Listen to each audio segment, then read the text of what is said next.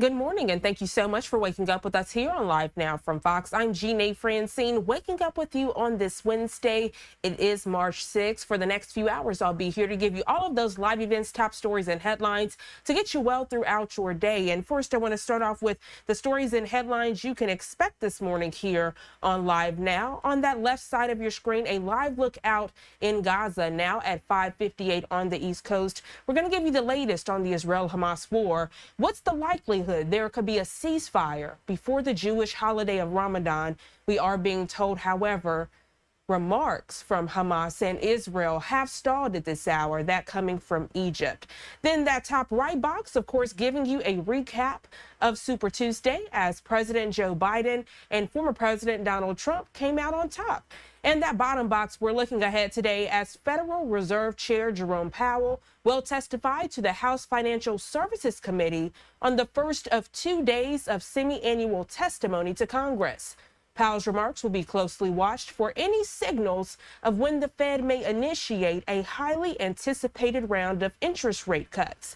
That hearing is scheduled for 10 o'clock this morning Eastern Time. And of course, you can get that live, raw, and unfiltered right here on Live Now from Fox. All right, so giving you that quick recap as we continue to give you all of these top stories and headlines, we want to transition now to get into Super Tuesday. Many of you all who are up with me this morning might have been asleep last night, but if you did tune in last night, we had extensive coverage with my colleagues Lexi Petrovic and Andrew Kraft. They did an amazing job with Super Tuesday coverage. We know President Joe Biden and former President Donald Trump sailed to easy victories in several states after voters cast their ballots on Super Tuesday.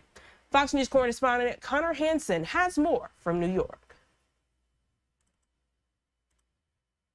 Super Tuesday results are in, and we're getting a better idea of who will be on the ballot in November. A rematch between Biden and Trump appearing to be the likely scenario. This was an amazing night. Shortly after polls closed, both frontrunners took decisive victories in several states.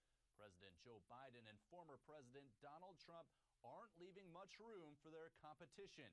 Biden and Trump sweeping states like Arkansas, Virginia, Tennessee, and North Carolina. They call it Super Tuesday for a reason. This is a big one. This has never been anything so conclusive. Today, millions of voters across the country made their voices heard, showing that they're ready to fight back against Donald Trump's extreme plan to take us backwards. Nikki Haley, you know, all of these people deserve to vote. 16 states want to have their voices heard. Let's let their voices get heard. I think it's as pro-American as it gets. That's where democracy. We don't anoint kings in America. We let people have choices. And I'm hoping she does well. I don't want her to quit because I think we all need a voice, as an independent voter especially. The next major primary day is March 12th, which includes the battleground state of Georgia, where Trump is also facing an election interference lawsuit. In New York, Connor Hansen, Fox News. All right, Connor, thank you so much for that detailed report. And we know President Biden giving a speech to his supporters, former President Donald Trump giving a speech to his supporters after that Super Tuesday win. Take a listen.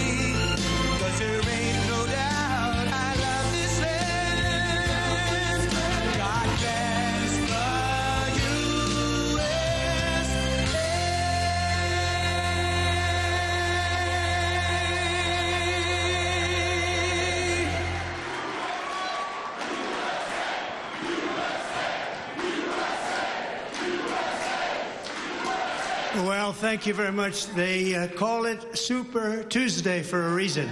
This is a big one. And they tell me, the pundits and otherwise, that there's never been one like this. There's never been anything so conclusive. This was an amazing night, an amazing day. It's been an incredible period of time in our country's history. It's been sad in so many ways, but I think it's going to be inspiring because we're going to do something that, frankly, nobody's been able to do for a long time.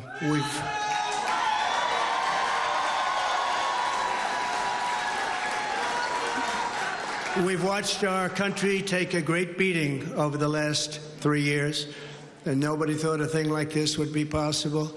We wouldn't have Russia attacking Ukraine. We wouldn't have Israel being attacked. Iran, as you know, was broke. When I was running things, they were broke. They didn't have money for Hamas. They didn't have money for Hezbollah.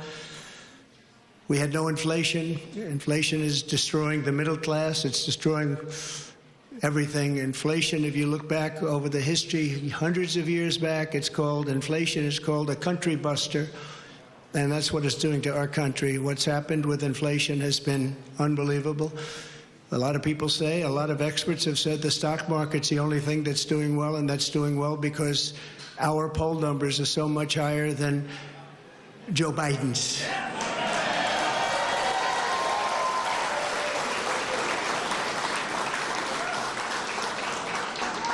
He's the worst president in the history of our country. There's never been anything like what's happening to our country. Today it was announced that 325,000 people were flown in from parts unknown. Migrants were flown in, airplane, not going through borders, not going through that great Texas barrier that I was with the governor of Texas, Greg Abbott, the other day, and we were looking at the job they're doing. But in the meantime, they're pouring into California and they're pouring into Arizona because those governors aren't doing anything. They're doing nothing.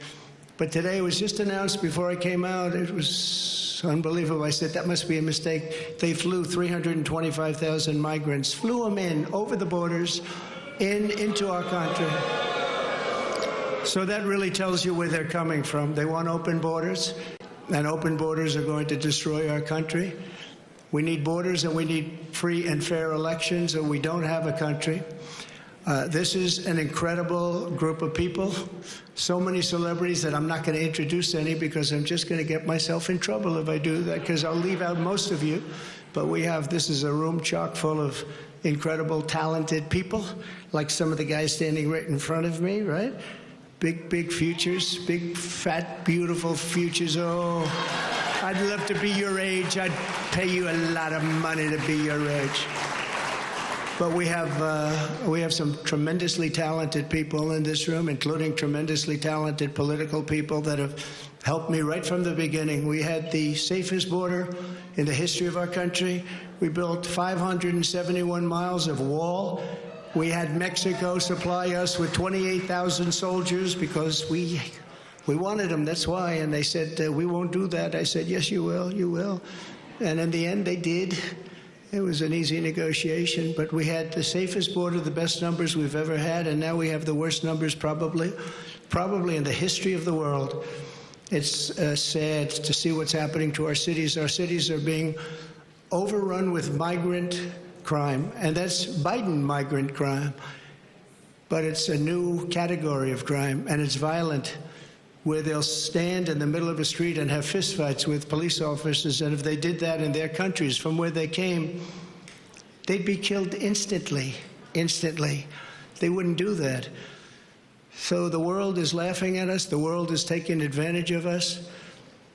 3 years ago, we were at a level, we were energy independent. We were going to be very shortly energy dominant, and today we're getting oil from Venezuela. Can you believe it? And we're doing numbers on that oil. You know what we're doing? We're refining the oil. We have our refinery for that oil. It's really, I call it tar. It's not oil. It's terrible. We have real stuff.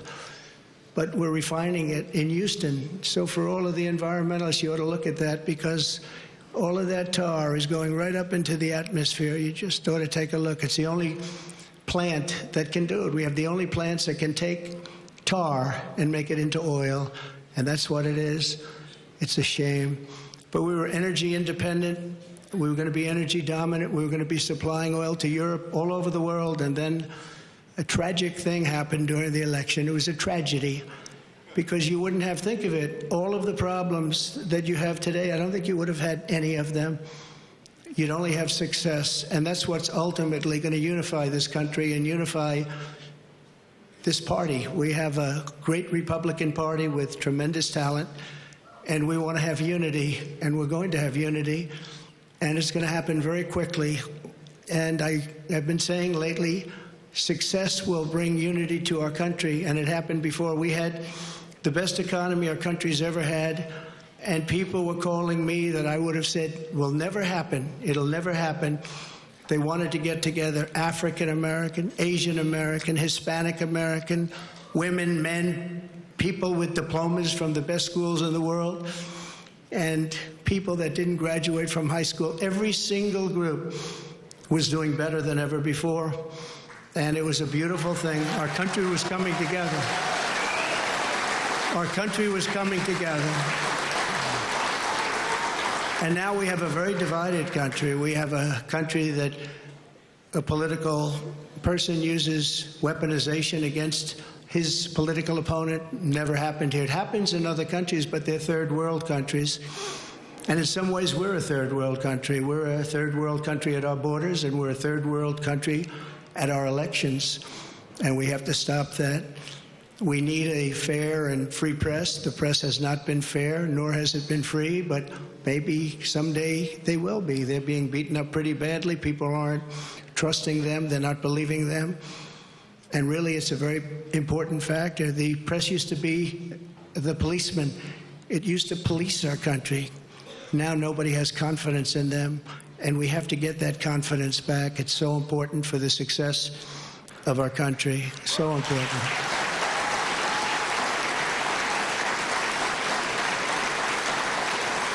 So this has been a day that we've been waiting for. I want to thank my family for being here. It's a great family. I have a great family.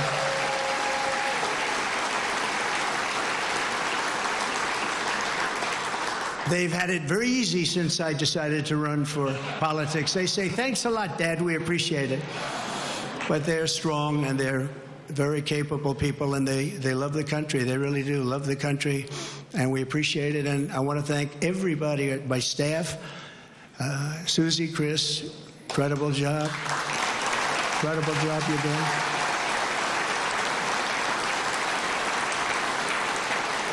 I read an article yesterday where it said this is one of the finest run campaigns that anybody has ever seen. That's pretty good, right? That's pretty good. It's really a statement. And we have no choice, because November 5th, it's right around the corner, November 5th is going to go down as the single most important day in the history of our country.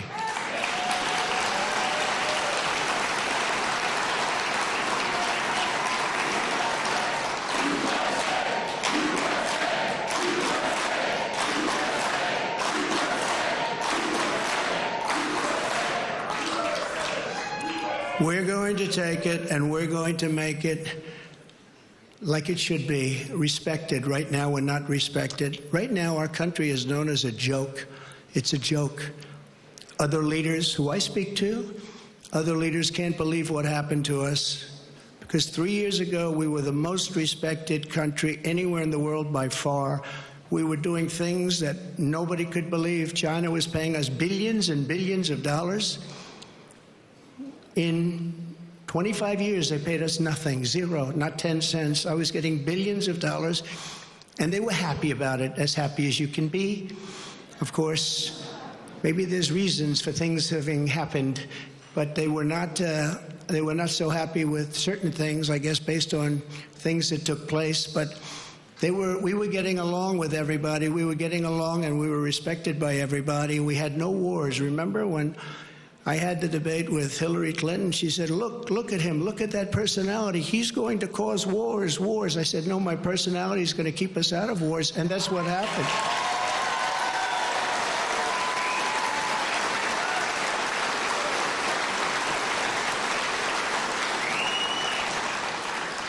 For 20 years, they were fighting ISIS. I defeated ISIS in 4 weeks. I got rid of ISIS. 100% of the ISIS caliphate. And we had no wars, and we stopped wars.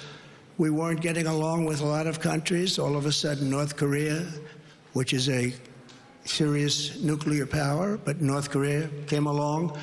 Kim Jong-un, we got along very well. We got along very well with China until COVID. That was a little bit too much, as far as I was concerned. That was too much. Couldn't take that one. But we made a trade deal with China that I don't even talk about. $50 billion a year in product they bought from our farmers, our manufacturers.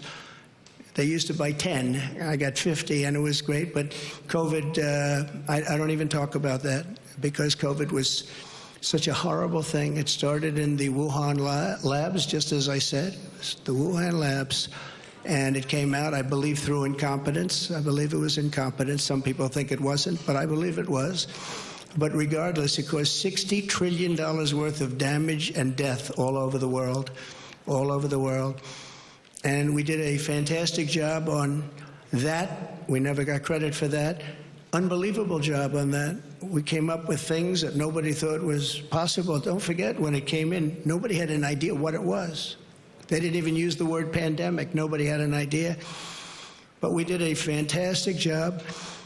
And we got a lot of credit for the economy, a lot of credit for our foreign policy. I think credit like nobody, very few people have gotten. And the press was very honest about it. They gave us very high marks on foreign policy, the Abraham Accords, so many different things we did.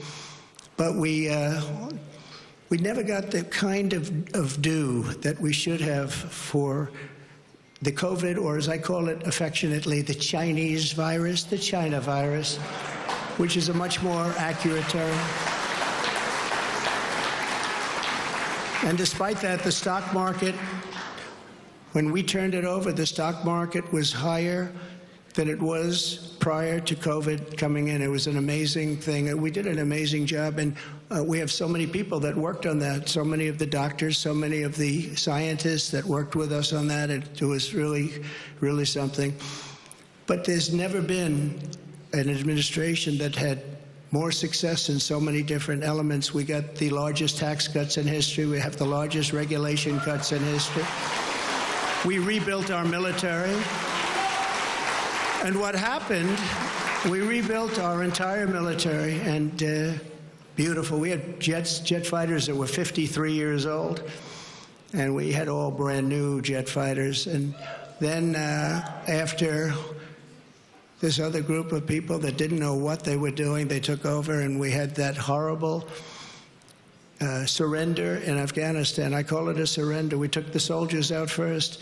You know, I dealt with the leaders of the Taliban in Afghanistan. They were the ones that were causing the trouble. The press was very angry because they said, "Why are you calling them?" I said, "Because that's where the problem is." I say oftentimes, they asked Jesse James, "Jesse, why do you rob banks?" He said, "Because that's where the money is."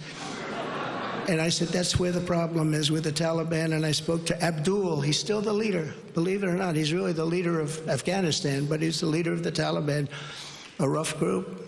I say, don't ever shoot our soldiers again. Don't ever do it. Very interesting what happened is that, we were having, during the Obama administration, previously, they were shooting a lot of our soldiers, and I let them know. I said, don't ever, ever let that happen. I said in a rather nasty fashion. We don't have to go into it tonight. For 18 months, we lost nobody in Afghanistan, and then we had that horrible, horrible withdrawal where we lost 13 soldiers, 38 horribly wounded, left Americans behind. You know, you have Americans right now still behind. Call them hostages if you like. It was a terrible moment. We left $85 billion worth of brand new, beautiful equipment behind, jets and tanks and everything you could think of, goggles, night goggles. They didn't used to fight. They're good fighters. They didn't used to fight at night, but now they do because they have goggles. They have better goggles than we have.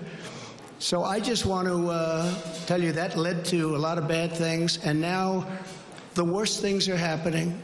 The things that are happening now are unthinkable. and they're unthinkable at the border. We have millions of people invading our country. This is an invasion. This is the worst invasion probably. We've never had anything like it. No country has ever had anything like it. The number today could be 15 million people. And they're coming from rough places and dangerous places. And we had that shut down. We had everything going so beautifully. When Joe Biden goes to the beach, because somebody on his staff thinks he looks very good in a bathing suit, until he can't get his feet out of the sand or lift the chair, which weighs about 9 ounces. Joe Biden, if he would have just left everything alone, he could have gone to the beach. He would have had a tremendous success at the border and elsewhere. So we're going to take back our country. We're going to make sure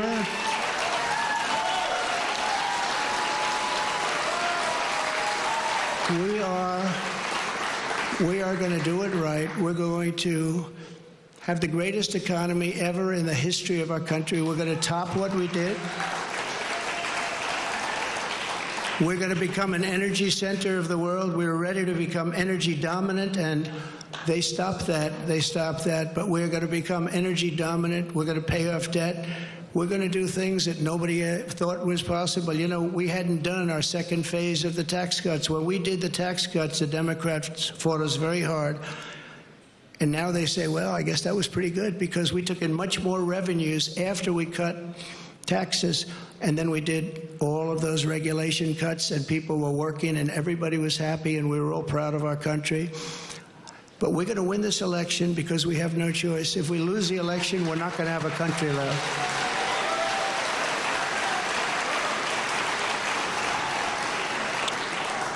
And we're going to do something.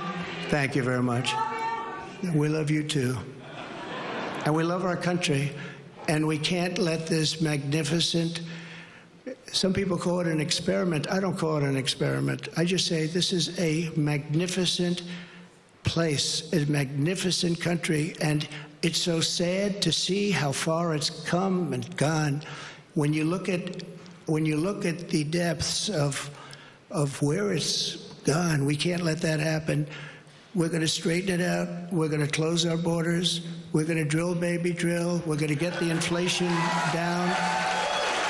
And we are going to make our country greater than ever before. And we're going to do it quickly. We're going to do it quickly. It's going to go fast. We have to get the criminals out. We have many, many criminals that have entered our country. We have people coming in from such bad places, and we're going to have to get them out. We have murderers that are being deposited into our country. We have drug dealers at the biggest and highest levels. They're coming into our country. We have people coming into our country that just shouldn't be here. But many, and I say many, large percentages, they come in through the caravans. They come in many different ways. Now we find out again, they come in through airplanes. We send them in. This is crazy. But they come into our country, we're going to stop them. We're going to close our borders. We're going to have to deport a lot of people, a lot of bad people, because our countries can't live like this. Our cities are choking to death. Our states are dying. And frankly, our country is dying. And we're going to make America great again, greater than ever before. Thank you very much. It's been a big night. Thank you very much. Thank you.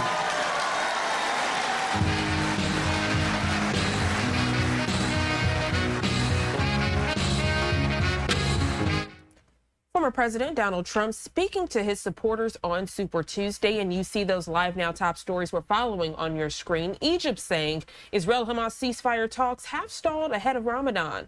The federal chair to present his economic report to Congress today. That's coming up around 10 o'clock this morning Eastern time. And then we're also following severe storms that have threatened millions up and down the East Coast. Right now, I do want to get to a new news alert we have coming through our studios. Right now at 6:22 on the East Coast, you're getting a live look out in Charleston, South Carolina, We're being told by several partners, including Fox News, Nikki Haley will give a campaign update at 10 o'clock this morning Eastern time there in South Carolina. Several news outlets actually reporting she will give an announcement to suspend her campaign. Of course, we will be tuning in to see if that in fact happens or if she gives another announcement. The time now 6:22 on the East Coast. We're going to go to our first 2-minute commercial break of the hour. We'll be right back.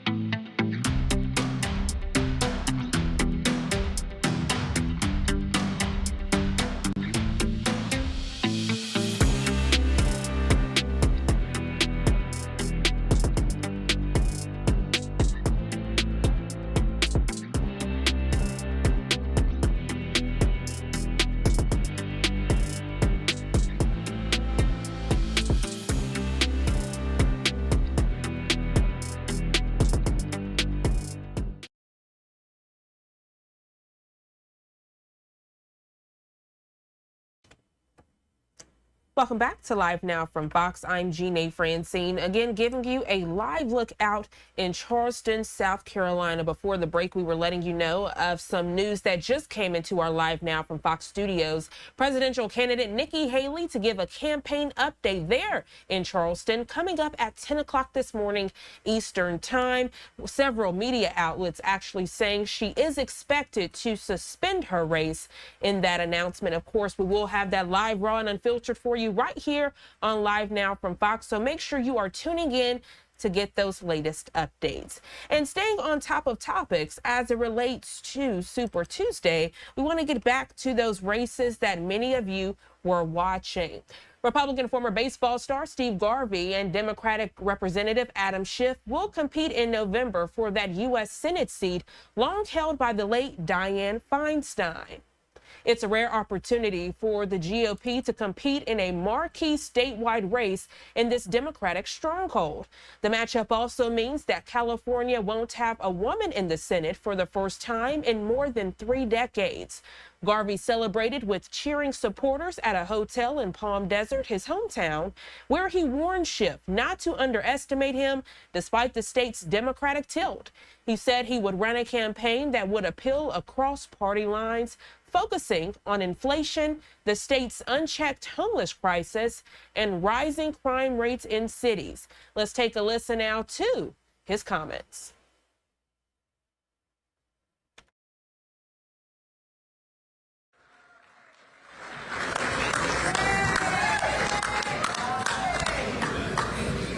Ladies and gentlemen, it is my honor and my privilege to welcome your next United States Senator from California, Steve Garvey.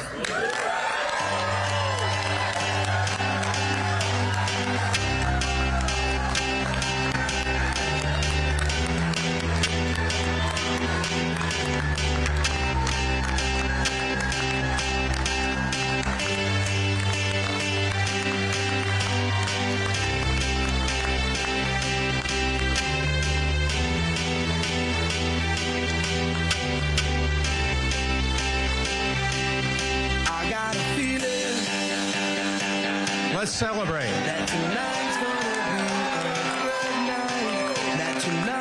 Thank you, Sheriff Bianco, for keeping us safe and for all that what a wonderful introduction. Welcome to the California comeback.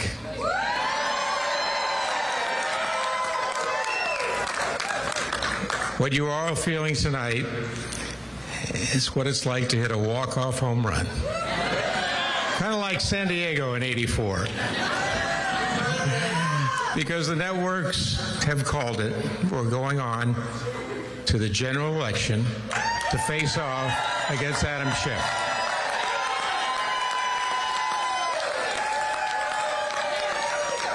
Keep in mind, this is the first game of a doubleheader. So keep the evening of November 5th open as we will celebrate again. I congratulate Congressman Schiff for joining me in the general election and recognize Congresswomen Porter and Lee for being in the arena and fighting for their beliefs. Before speaking about what lies ahead, I want to say thank you to some special people. First, to my wife, Candace. Without her love and support and perspective, I wouldn't be standing here tonight. As much as anyone, she follows that old Dodger saying, you gotta believe. I love you always and forever.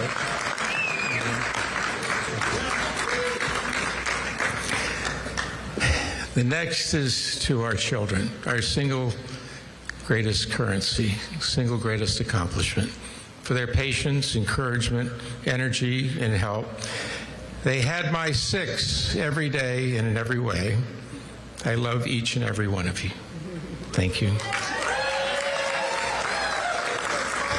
Also, please join me in applauding all those here tonight who have answered the call to our military and our first responders. Let's give them a big hand. Thank you to all of them.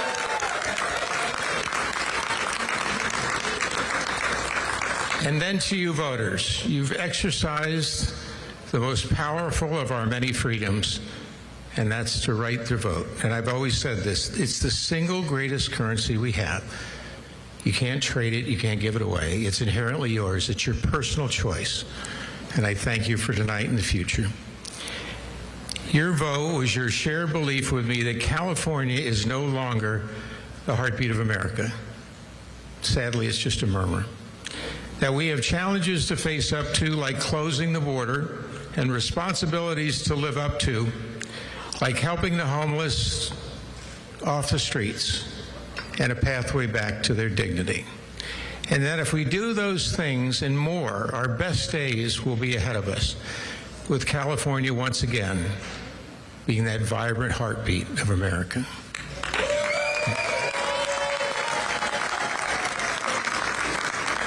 As we celebrate tonight, I want you to know that we haven't come this far to only go this far. When I stepped on the field for the Dodgers and the Padres, I didn't play for Democrats or Republicans or independents. I played for all the fans. And tonight, I'm running for all the people.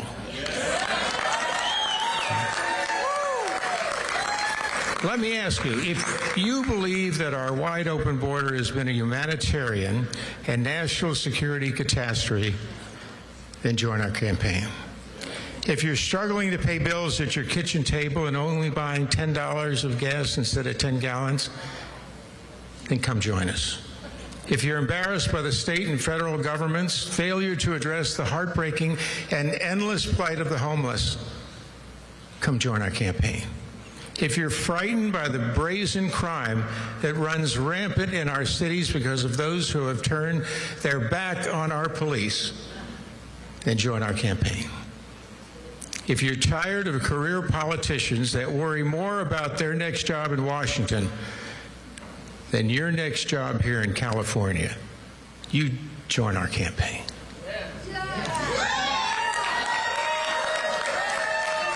And if you're concerned that our foreign policy shows weakness and not strength to our adversaries and allies, and please join our campaign.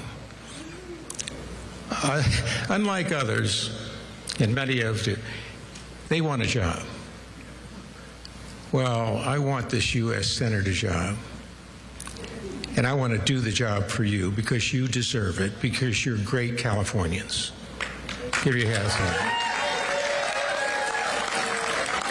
You know, when career politicians say they need seniority in the Senate to solve problems, they're only thinking about themselves.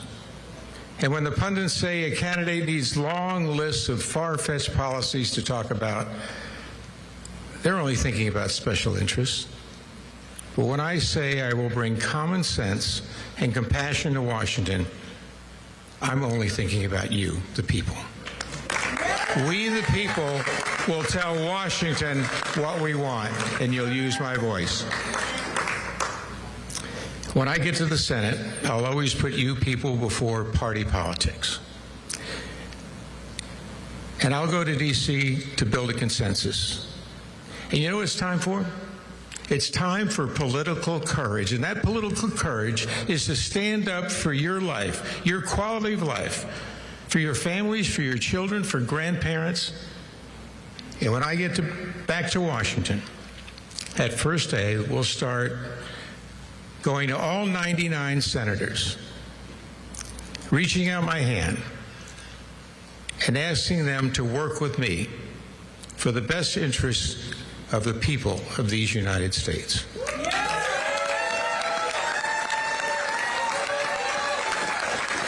And as the great Abraham Lincoln said, when someone is right, I will stand with them.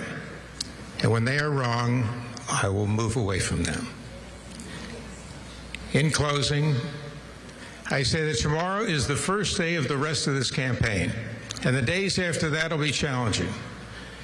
But I feel as excited, as confident, as optimistic as that young boy back in September 1st of 1969 who was called up to the Dodgers, went to the clubhouse, and put a Dodger uniform for the first time, and my dreams came true.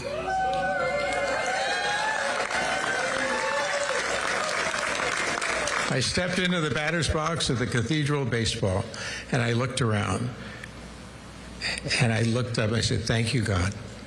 Hard work and dedication do make your dreams come true. They say in the general election that we're going to strike out.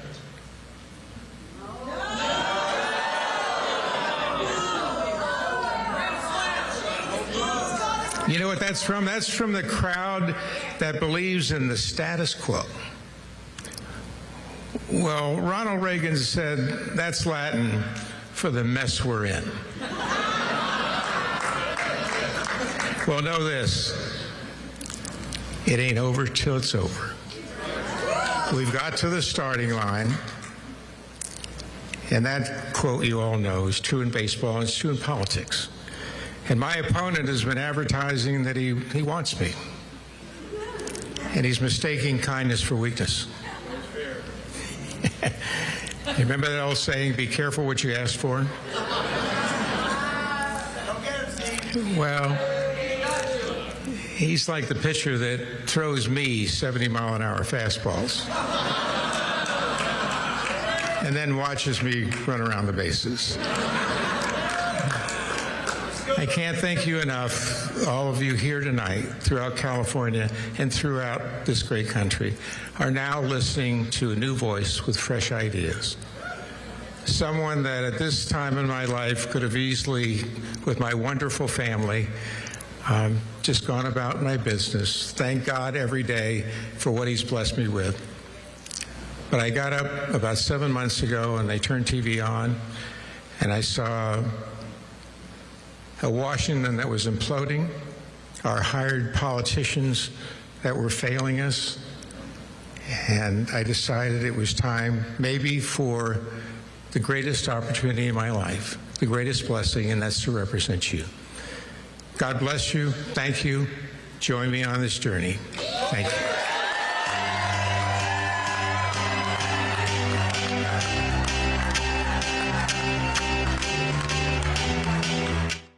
So You just heard Raw and Unfiltered from California Republican Steve Garvey giving that Super Tuesday victory speech. Meanwhile, while that was happening, we know Democratic Representative Adam Schiff's victory party was marred by protesters who shouted, quote, "Free Palestine and ceasefire now," forcing the congressman to attempt to speak over them as they continued bellowing. Schiff took several pauses, and he appeared to hurry his remarks. Take a listen.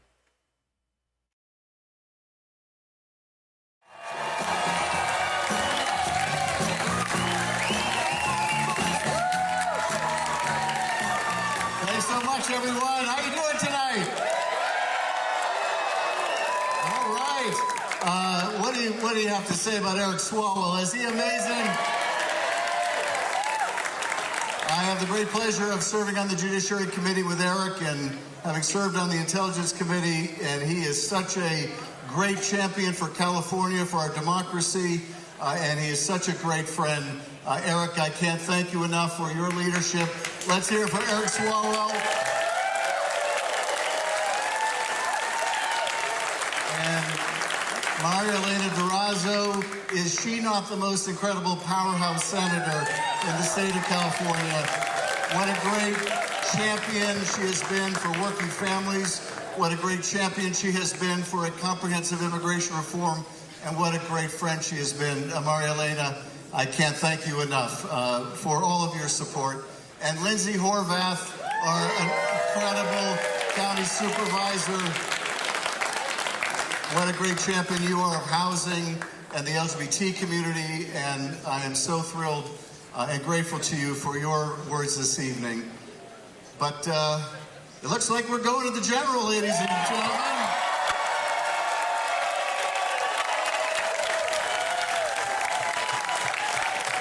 So a little over a year ago, we kicked off this campaign, and I won't say it was without its bumps along the way.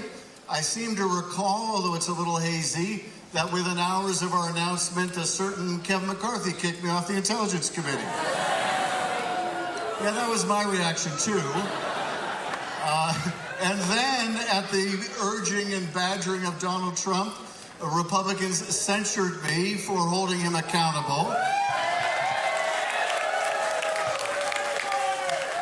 You know, I viewed it that way. And then Trump would attack me after rally after rally.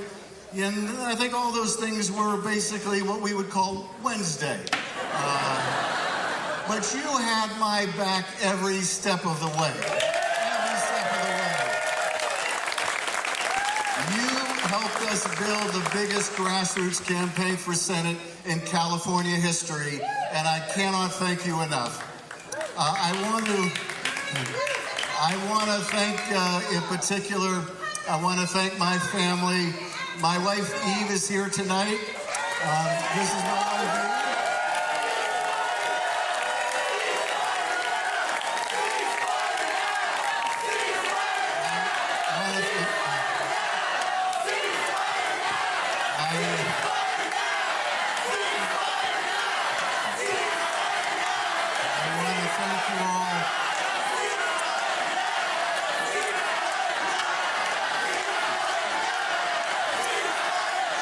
Thank you all so much.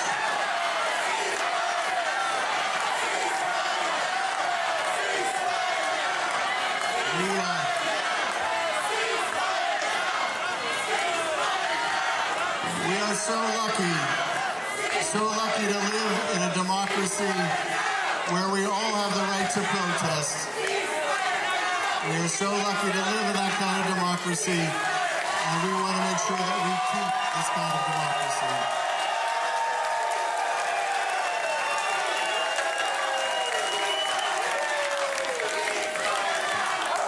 So you had a chance to meet my wonderful wife, Eve.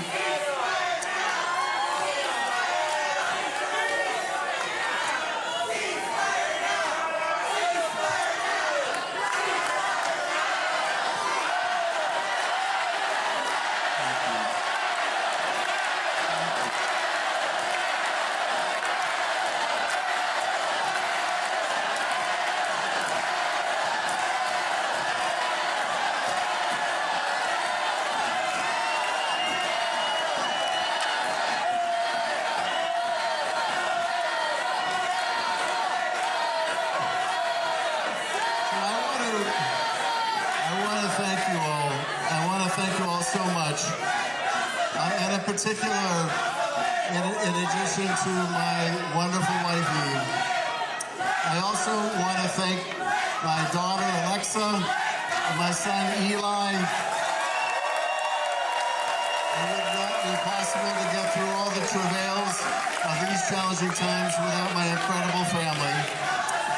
I also want to thank my brother, Dan, and my brother, David, who's also here this evening. And I want to thank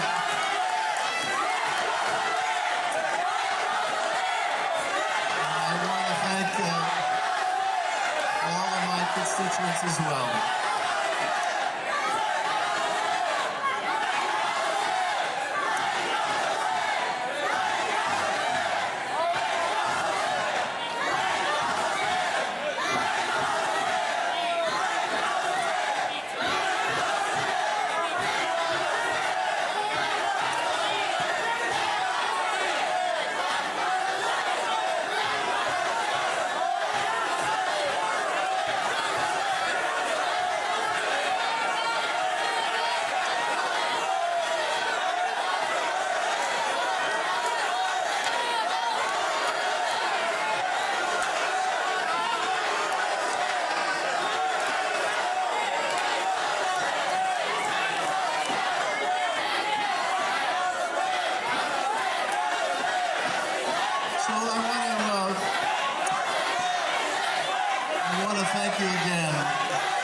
Support.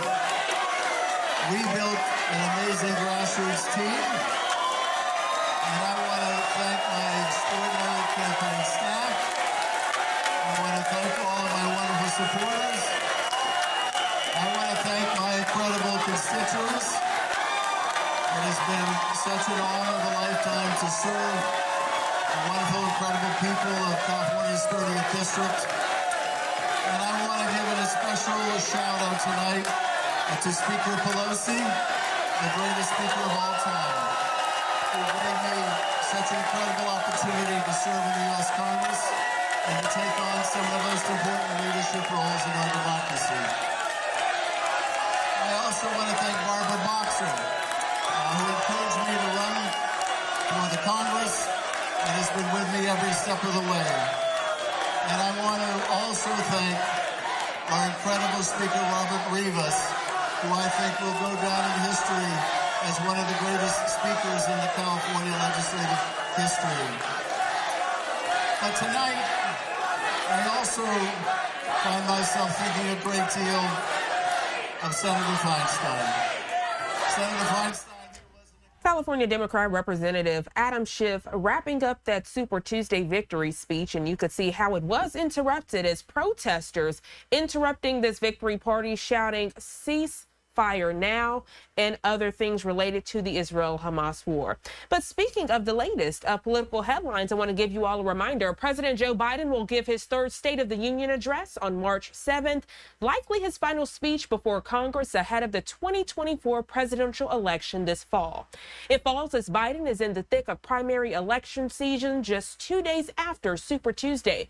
Of course, we will provide you with extensive coverage leading up to his speech and after. So make sure to tune in for our State of the Union coverage Tuesday, March 7th at 9 p.m. Eastern Time, hosted by my colleague Andrew Kraft. Want to give you a live look right now out at New York City. That's where we'll be heading after the break. Checking in with Fox 5 New York's Briella Tomasetti, we have a disturbing discovery to share with you that happened on Long Island. Going to our second 2-minute commercial break of the hour. We'll be right back.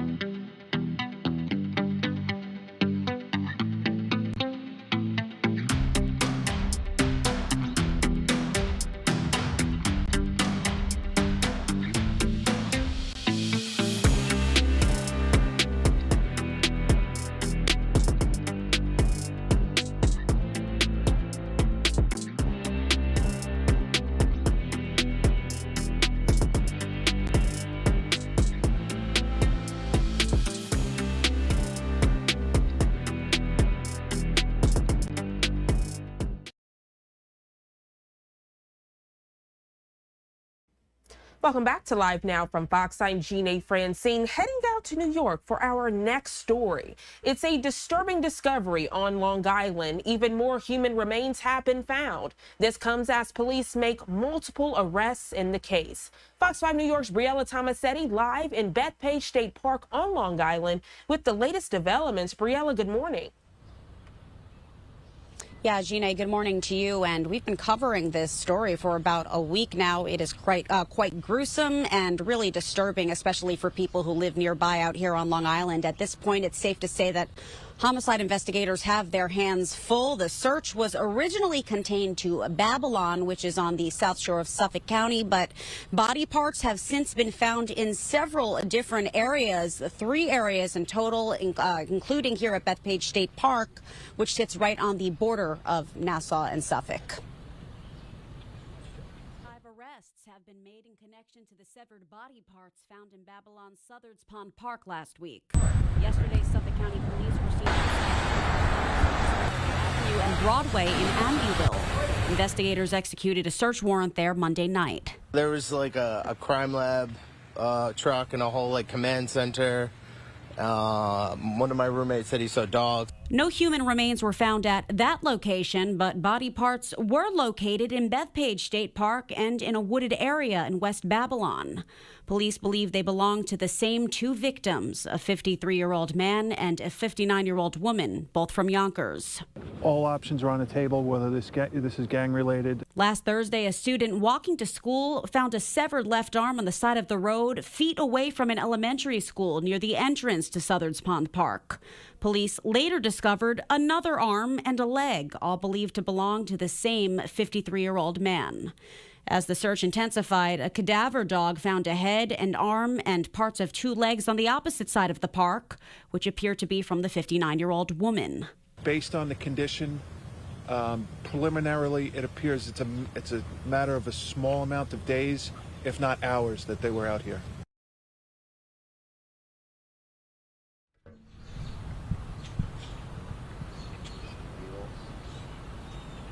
Police believe they know the identities of the 2 victims, but have not yet released that information to the public. Again, there is at least 1 person in custody at this time. Police have not disclosed a motive or whether any charges have been filed. For now, though, we're live here at Bethpage State Park. Jeanne, back to you. Briella Tomasetti, they're reporting with Fox 5 New York. Truly disturbing, as you mentioned, Briella. We appreciate you joining us this morning on Live Now from Fox with that update. You enjoy the rest of your day. Giving you right now a live look out in a foggy New York City this morning. The time now 6:52 on the East Coast. Going to our third 2-minute commercial break, but when we come back, hitting breaking news as it relates to presidential candidate Nikki Haley. We'll be right back in just 2 quick minutes.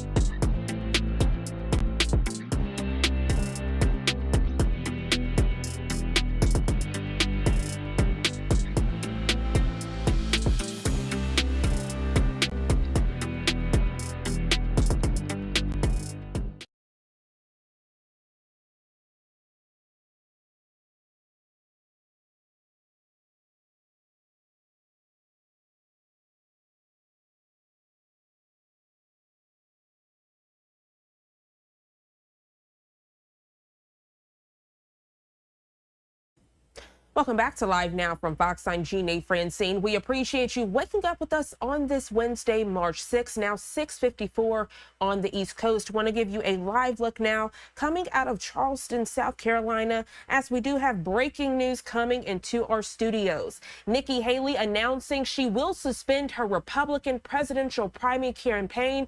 In a speech this morning, Fox News Digital confirming that news. As we continue to bring you this breaking news coming into our studio, the former South Carolina governor and United Nations ambassador is scheduled to deliver remarks in Charleston, South Carolina at 10 o'clock this morning Eastern time, as I just mentioned.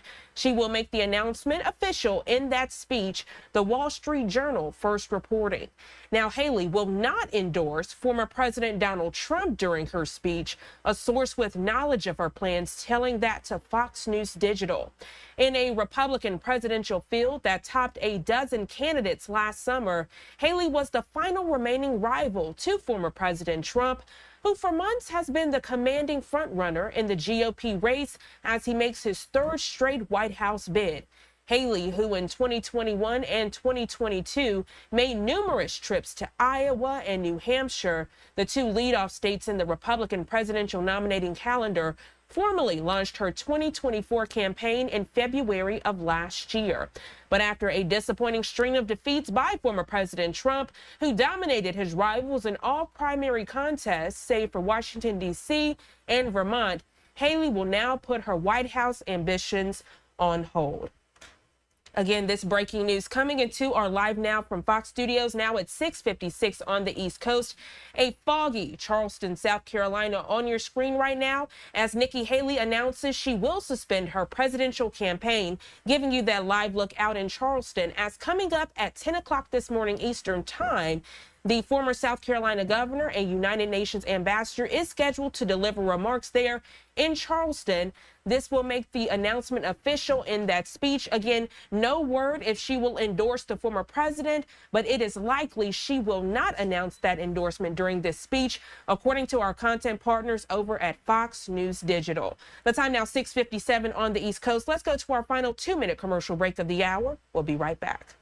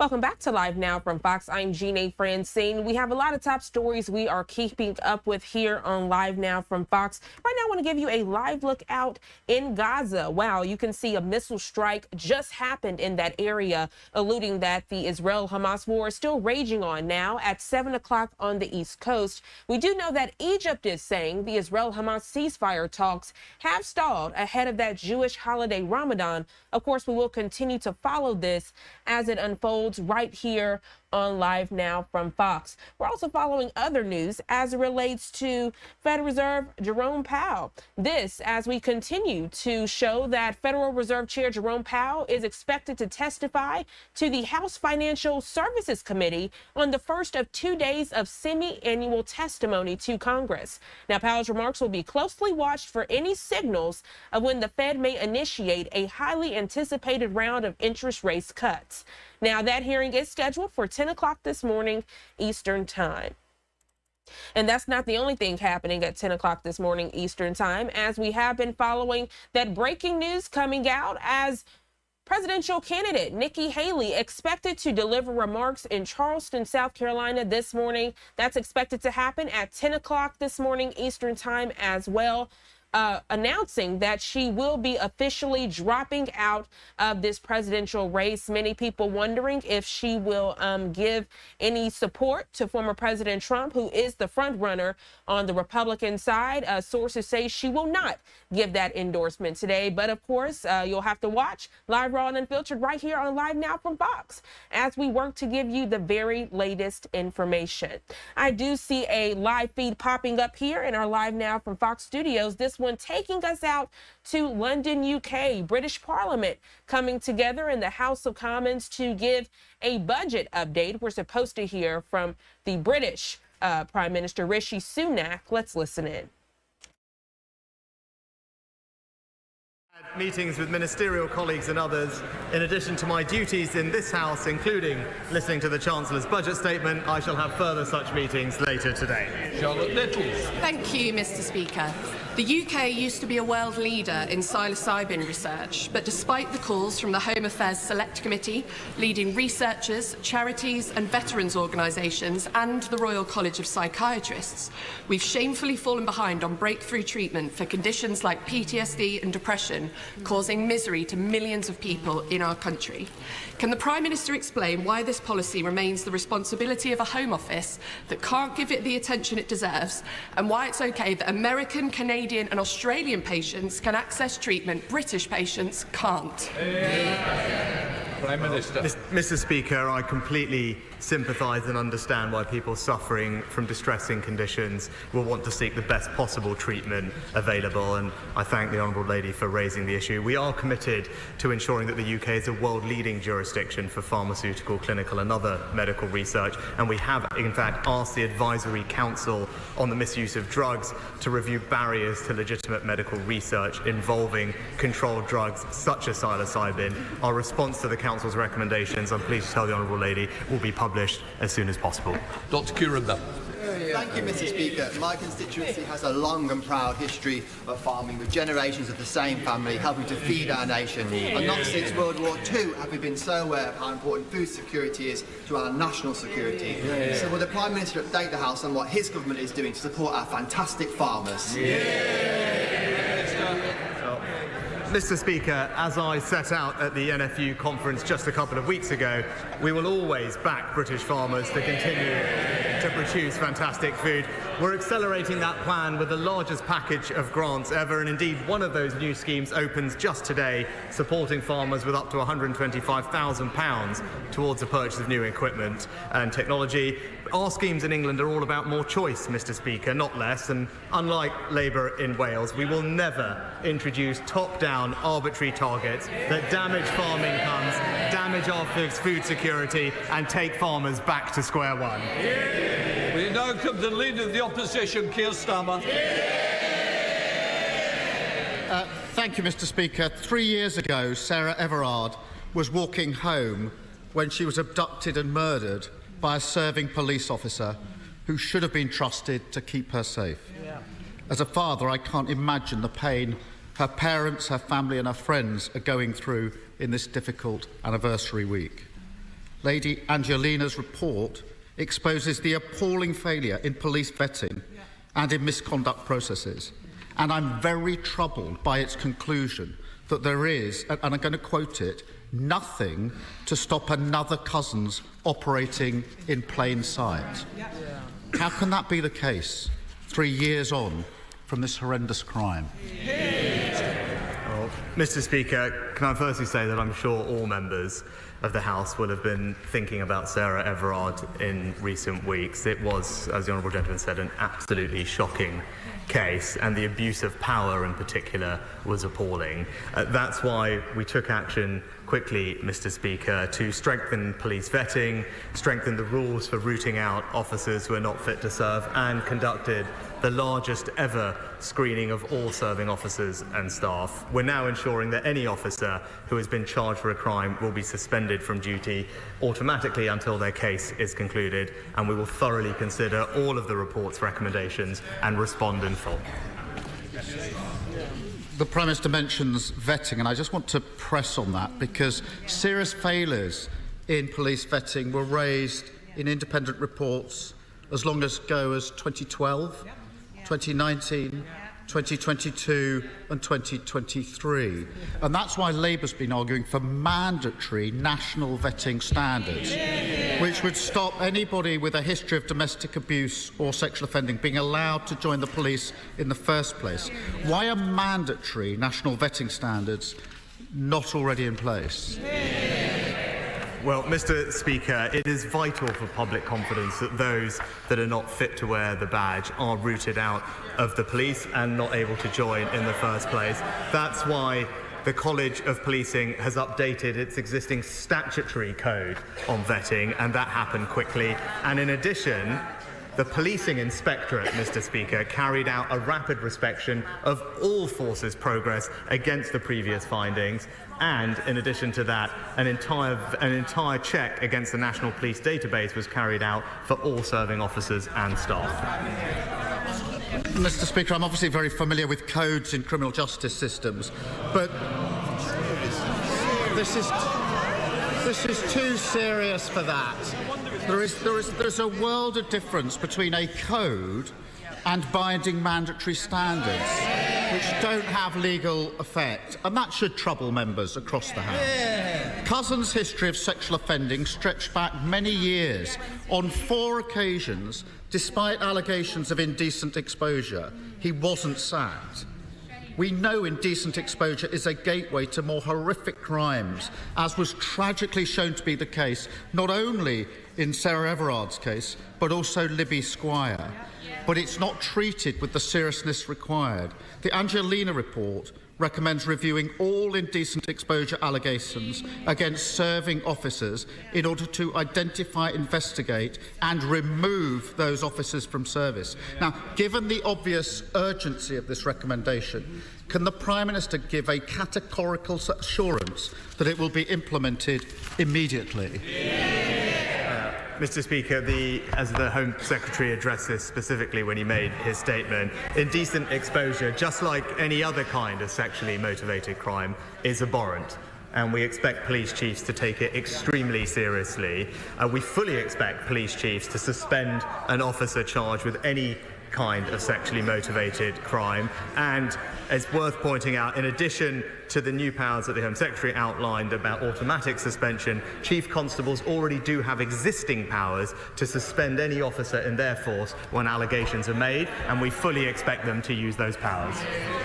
It's all fine, is it? It's all okay? Well, I do think the recommendation I referred to should be implemented urgently, and I asked the Prime Minister to look again at that, because every day that goes past when it isn't implemented carries risk for victims in these cases. Sarah Everard's murder should, of course, been a watershed moment on policing reform, on the criminal justice system, on violence against women and girls. But the sad reality is that victims of rape who have the courage and bravery to come forward have just a 2.4% chance of their perpetrators being caught and charged within the year. How does the Prime Minister expect women to have confidence in the criminal justice system when almost all rapists don't see the inside of a courtroom? Mr. Speaker, we've As we acknowledged a couple of years ago, of course we need to do more to improve rape outcomes in the criminal justice system.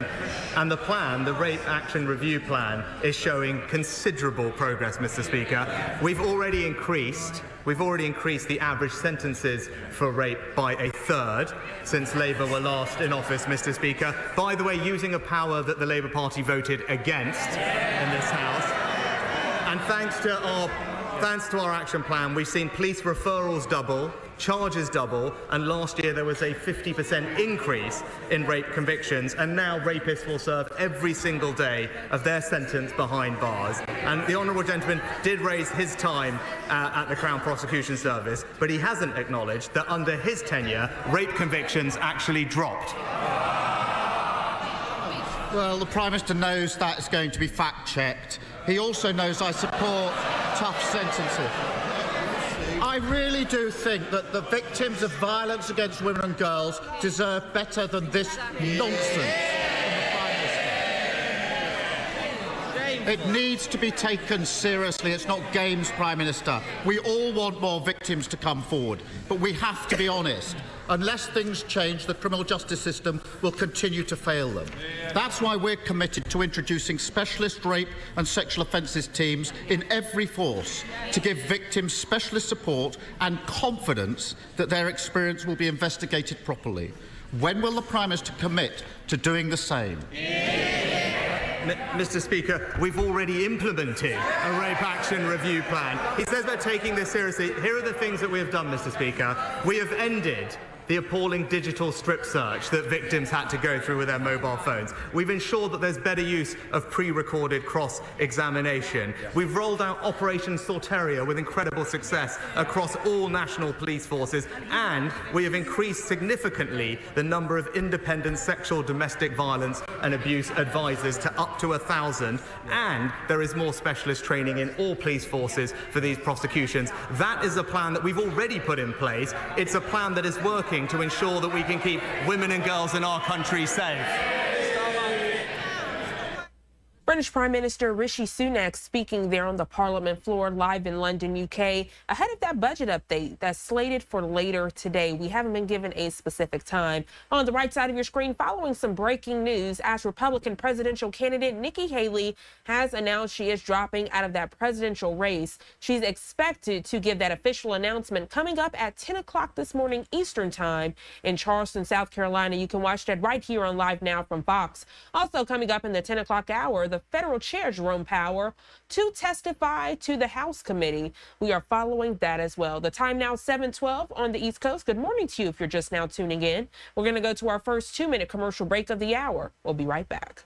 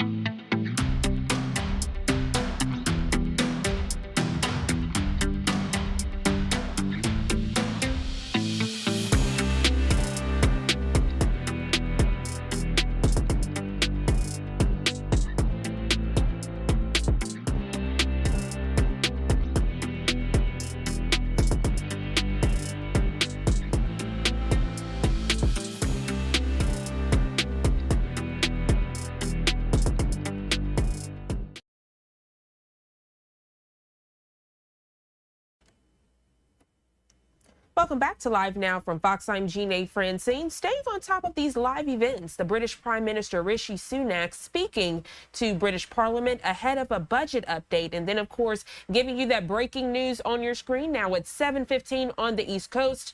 Republican presidential candidate Nikki Haley to suspend her campaign. She's expected to make that official announcement coming up in the 10 o'clock hour. Also coming up in the 10 o'clock hour, Federal Reserve Chair Jerome Powell will testify to the House Financial Services Committee. Let's continue to listen in. Rishi Sunak just giving another statement. The Conservative Party want to use Scotland's natural resources to pay for tax cuts in England. The Labour Party want to use Scotland's natural resources to pay for nuclear power stations in England, and the cost of that up to 100,000 jobs. Scotland's wealth, Scotland's resources, Scotland's jobs, all a game to Westminster. But with the Tories on just 15% in the polls in Scotland now, will the Prime Minister do us all a favour and call a general election? Mr. Speaker, the honourable gentleman claims to be supportive of the North Sea energy industry. Why is it that he's opposed all the measures that we have taken to protect those jobs in Scotland over the past couple of years? He talks about tax in Scotland and England. I'll just gently point out to him that thanks to the actions of the Chancellor and this UK government, everyone in Scotland has received a significant tax cut from January this year. And in contrast to the Chancellor's last budget, the SNP's budget put taxes up for working Scots. Scotland is now the high tax capital of the UK, but this Conservative government is going to keep cutting taxes for hard-working Scots. Mr. Speaker, the government is rightly acting to properly compensate the Horizon victims who are highlighted by Alan Bates's legal challenge. However, there are thousands more sub-postmasters across the country who are not actually prosecuted, but who faced financial penalties for bogus shortfalls, causing enormous financial and personal distress to them. Does the Prime Minister agree with me that we should now be doing everything possible to do right by all victims of gross miscarriage of justice, clear their names, and at last properly financially compensate them? My right honourable friend is absolutely right to highlight the appalling impact this miscarriage of justice has had on people's mental health. As he acknowledged, our focus is on delivering justice for the postmasters, and that's why we will introduce legislation to overturn convictions and pave the way for the swift payment of compensation, which he acknowledged. But I thank my honourable friend for his long-standing campaign on this issue about mental health, and I can assure him that the Postal Minister is closely examining the issues he raises. He's considering next steps and will keep the right honourable gentleman closely informed. Sir Geoffrey Donalds. Thank you, Mr. Speaker. The Prime Minister will be aware that the government's proposals to deal with the legacy of our troubled past in Northern Ireland continue to be the subject of scrutiny, most recently in the High Court ruling in relation to compatibility with our human rights obligations. And yet many families of victims in Northern Ireland are deeply disappointed with the lack of cooperation by the Irish government in relation to murders committed in their jurisdiction or from their jurisdiction. In relation to the Omagh bomb inquiry, for example, the Irish government has declined to conduct a public inquiry on this worst atrocity in our troubled past, despite the courts urging it to do so. Will the Prime Minister continue to press the Irish Government on the need for them to make available facilities to enable the families of innocent victims, including in Omagh, to pursue justice for their loved ones? Can I thank my honourable friend for his question on this important topic, which I know will be of great interest not just to his constituents but many others across Northern Ireland. The government has set forward its plans to deal with the legacy of the past and will continue to engage with everyone in Northern Ireland, whatever their views, to set out the best way forward. But I can confirm to him that the Secretary of State for Northern Ireland has raised these specific issues directly with the Irish government and will continue to do so. And I also spoke to the Taoiseach myself about this very matter. We would hope to see further cooperation on Omagh and many other outstanding cases that involve Irish jurisdiction, because like him, I want to give families as much information as possible. Thank you, Mr. Speaker, Putin's put the Russian economy on a total war footing. He has increased military spending by 68% to 7.5% of GDP. He claimed this month that over 520,000 new jobs have been created in their arms industry, which now employs an estimated 3.5 million Russians. On my recent visits to Ukraine, I've met with government ministers and senior military figures who have expressed great frustration to me about the length of time it is taking to develop collaboration in building a defence manufacturing capability jointly with UK defence companies in Ukraine. So will my honourable friend meet with me to discuss how we can unblock the bureaucracy and, as our Ukrainian friends say, build the arsenal of the free world together? Well, I can reassure my honourable friend that we remain steadfast in our support for Ukraine, and we will not allow Putin to achieve his aim of eradicating Ukrainian freedom and democracy. Our cross-government task force is working diligently to support both the armed forces of Ukraine and lead UK and Ukrainian defence industrial cooperation. I'm pleased to say in December last year we conducted our first successful trade mission to Ukraine alongside the UK defence industry, but I can tell him that the government and UK industry will continue to work hand in glove with our Ukrainian allies, seizing the opportunities for collaboration and bolstering our joint defence industries. Stringer. Mr. Speaker, last week the IPPR published a paper, The State of the North. That paper predicted that wealth inequalities, already too large between the North and the South East, would increase to nearly £250,000 per head by the end of this decade. Does the Prime Minister accept that his levelling up agenda has failed, or did he never want it to succeed? Mr. Speaker, on the contrary, inequality in our country has actually declined under this Conservative government, and when it comes to levelling up in the North, it's actually the North that has received some of the highest amounts of per capita levelling up funding of any region in the country. And I know when he last popped up to ask me a question about our investment in the North, I was wondering if he's managed to get an answer as to what exactly the Labour Party's position on HS2 is. Because I'd still like to know, because what we're doing is taking that money and reinvesting every penny of it across the North in forms of transportation that people use every day, delivering benefits quicker to communities not just in his constituency, but across the entire North, and it's been warmly welcomed everywhere that I've been. Thank you, Mr. Speaker. Would my right honourable friend agree that the performance of the Labour Party in voting down our Rwanda bill in the House of Lords is a disgrace? It is only the Conservative government and the Conservatives who have a plan for dealing with illegal immigration and the people's vote. Action on illegal immigration is a top priority in my constituency, and Labour has no policy or plan on this at all. Well, Mr. Speaker, my honourable friend makes an excellent point.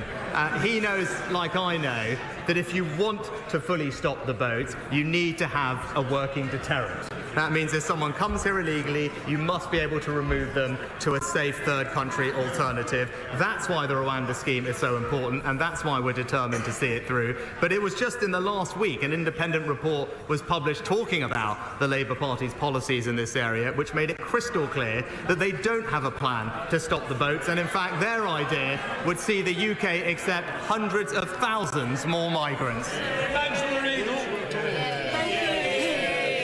Thank you very much, Mr. Speaker. Which part of his economic legacy is the Prime Minister most proud of? Is it presiding over the highest tax burden since the Second World War?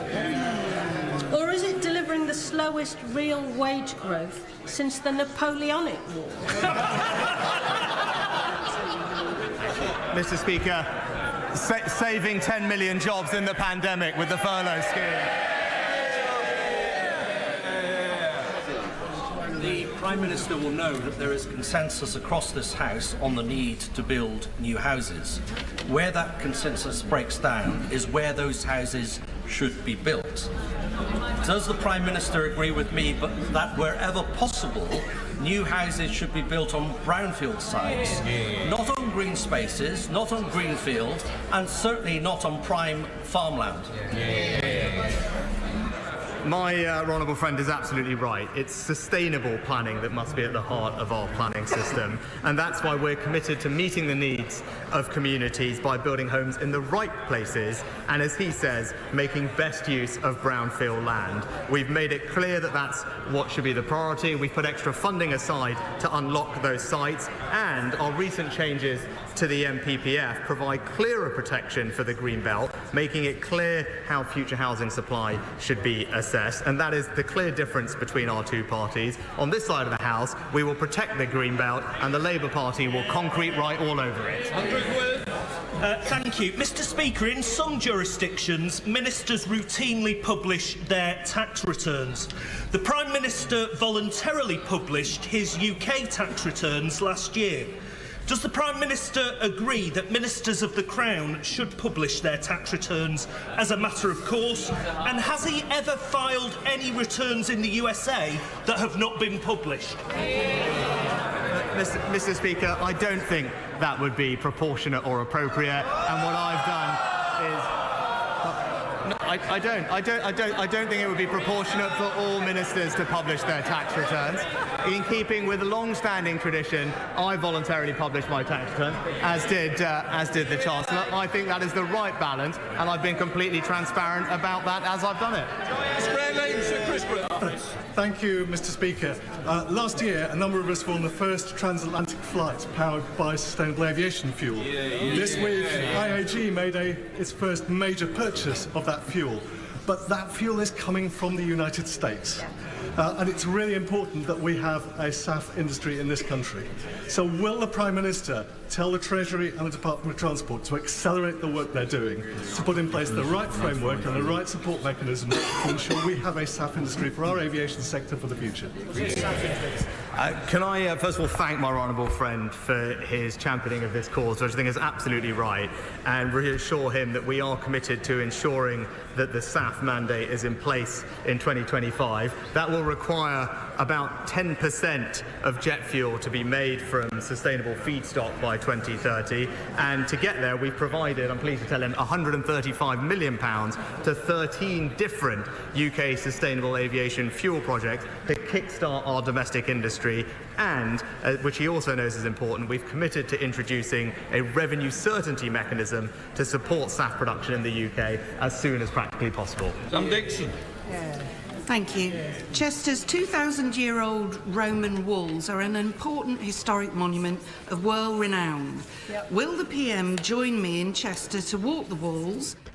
If you're just now tuning into Live Now from Fox, we're live in London, UK, as the British Prime Minister is speaking to Parliament ahead of that budget update.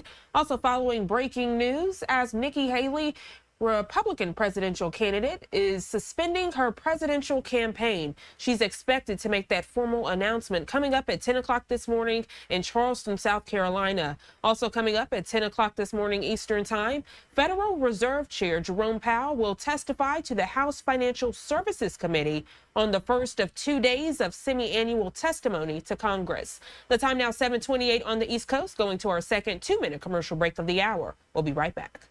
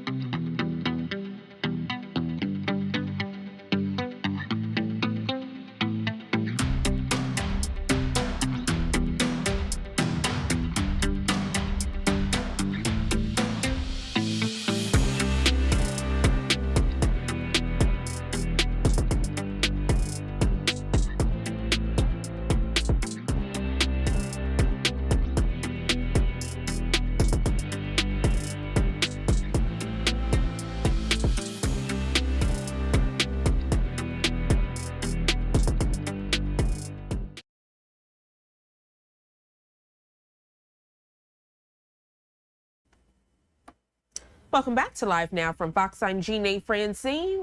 We are out live in London, UK this morning. On your screen right now, the British Prime Minister, that's Rishi Sunak, he's speaking to Parliament ahead of that budget update. Let's listen in, and I'll also pop up our tag board to show you other top stories we're following this morning here on Live Now from Fox.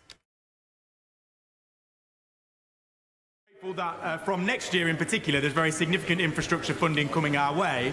But what can my right honourable friend do to help fix this for my constituents now?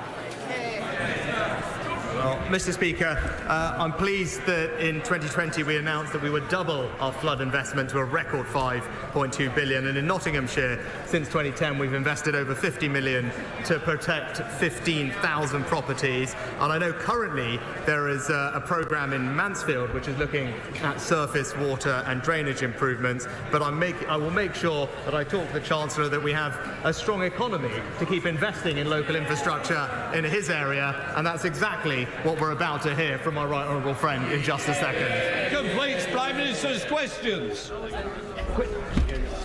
you go. Oh, gracefully, Mom turns up. Order! Order!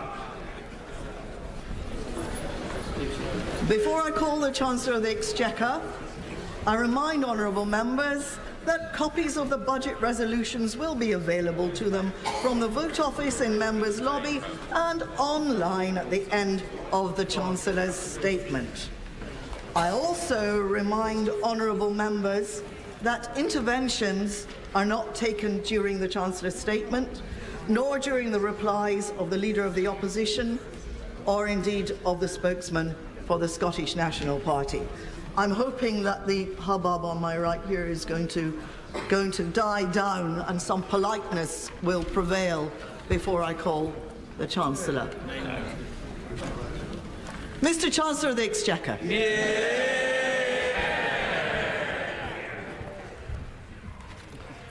Madam Deputy Speaker, as we mourn the tragic loss of life in Israel and Gaza, the Prime Minister reminded us last week of the need to fight extremism and heal divisions.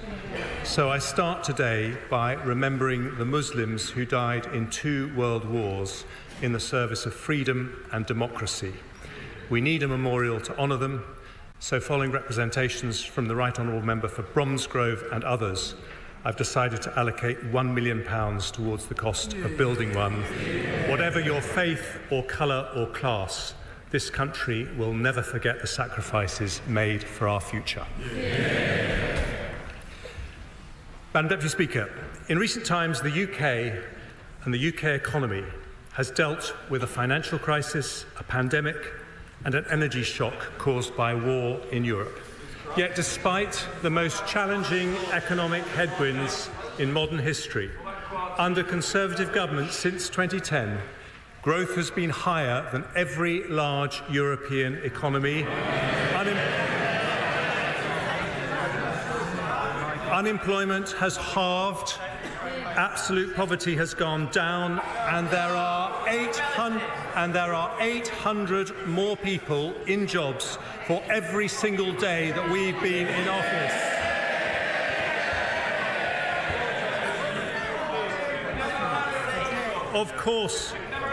Of course, interest rates remain high as we bring down inflation.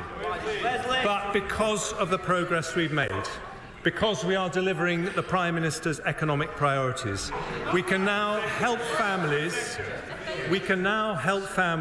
not just with temporary cost of living support, but with permanent cuts in taxation.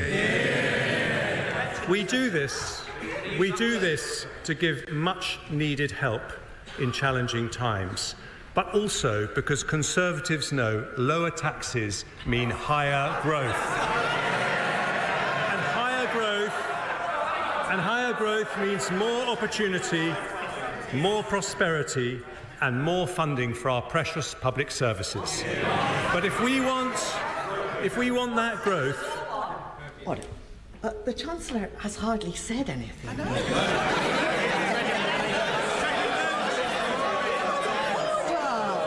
Order! You can't get excited yet. No. Other people want to hear what the Chancellor has to say, and it's matters. So we'll have a bit of good behaviour, please. Chancellor. Thank you, Madam Deputy Speaker.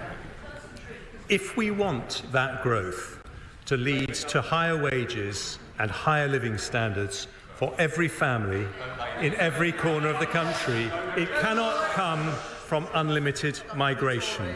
It can only come by building a high-wage, high-skill economy, not just higher GDP, but higher GDP per head.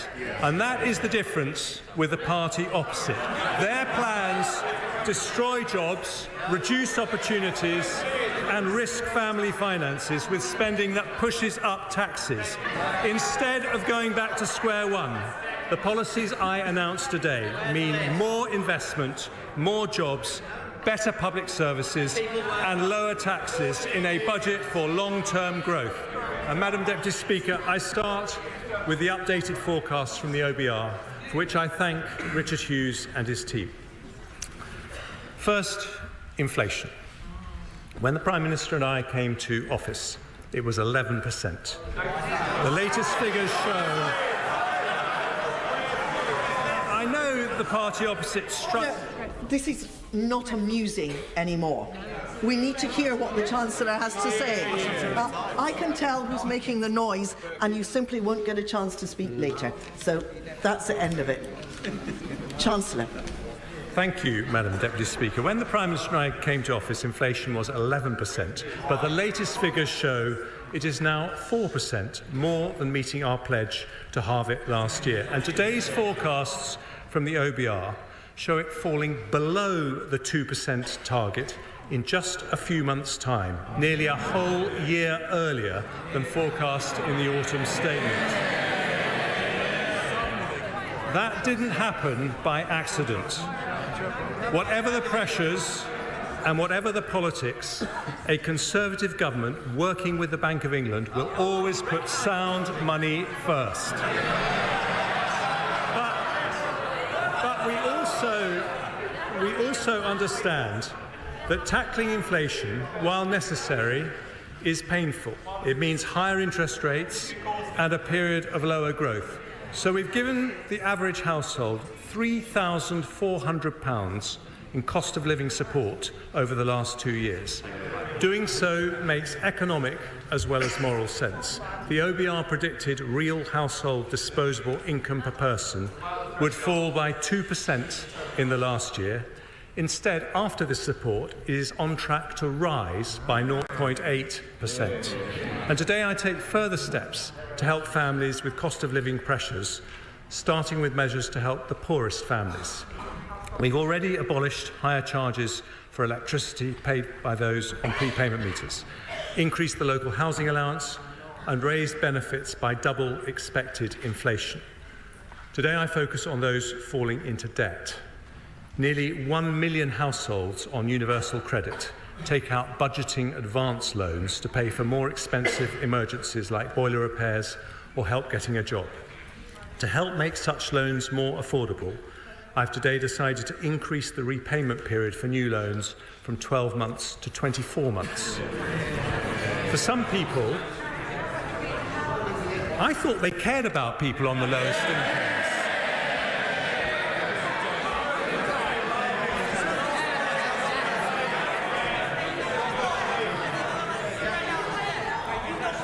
But trust the Labour Party not to want to hear about debt.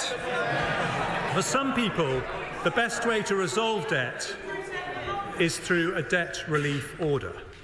But getting one costs £90, which can deter the very people who need them the most. So having listened carefully to representations from citizens' advice, I today relieve pressure on around 40,000 families every year by abolishing the £90 charge completely. Next, the Household Support Fund. It was set up on a temporary basis and due to conclude at the end of this month. Having listened carefully to representations from the Joseph Rowntree Foundation, the Trussell Trust, and honourable members from East Ham, Colchester, Ruislip, Northwood and Pinner, and Suffolk Coastal, amongst others, I've decided that with the battle against inflation still not over, now is not the time to stop the targeted help it offers. We will therefore continue it at current levels for another 6 months. Next, I turn to a measure that will help businesses and households more broadly. In the autumn statement, I froze alcohol duty until August of this year. Without any action today, it would have been due to rise by 3%. But I've listened carefully to my right honourable friends from Altrincham and Sale West, the Vale of Glamorgan, and my right honourable friend from Murray, who is a formidable champion of the Scottish whisky industry. I also listened to Councillor John Tonks from Ash, a strong supporter of the wonderful Admiral pub, who pointed out the pressures facing the industry. So today I've decided to extend the alcohol duty freeze until February 2025. This benefits 38,000 pubs across the UK, and on top of the £13,000 saving a typical pub will get from the 75% business rates discount I announced in the autumn. We value our hospitality industry and are backing the great British pub. Another cost that families and businesses worry about is fuel. Now, the Shadow Chancellor complained about the freeze on fuel duty, and Labour has opposed it at every opportunity. The Labour Mayor of London wants to punish motorists even more with his ULEZ plans, but lots of families and sole traders depend on their car. If I did nothing, fuel duty would increase by 13% this month. So instead, I've listened to my right honourable friends for Stoke-on-Trent North, Dudley North, Witham and others, as well as the Sun newspaper's Keep It Down campaign. I have, as a result, decided to maintain the 5p cut and freeze fuel duty for another 12 months. This will save the average car driver £50 next year and bring total savings since the 5p cut was introduced to around £250. Taken together with the alcohol duty freeze, this decision also reduces headline inflation by 0.2 percentage points in 24/5, allowing us to make faster progress towards the Bank of England's 2% target. Madam Deputy Speaker, there can be no solid growth without solid finances. An economy based on sound money does not pass its bills to the next generation.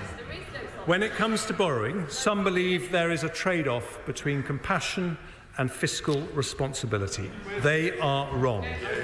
It is only because we responsibly reduce the deficit by 80% between 2010 and 2019 that we could provide £370 billion to help businesses and families in the pandemic. The party opposite opposed our plans to reduce the deficit every single step of the way. But in fairness, they were consistent. The Lib Dems supported controlling spending in coalition, but now say they would prop up a party that will turn on the spending taps. It's the difference between no plan and no principles.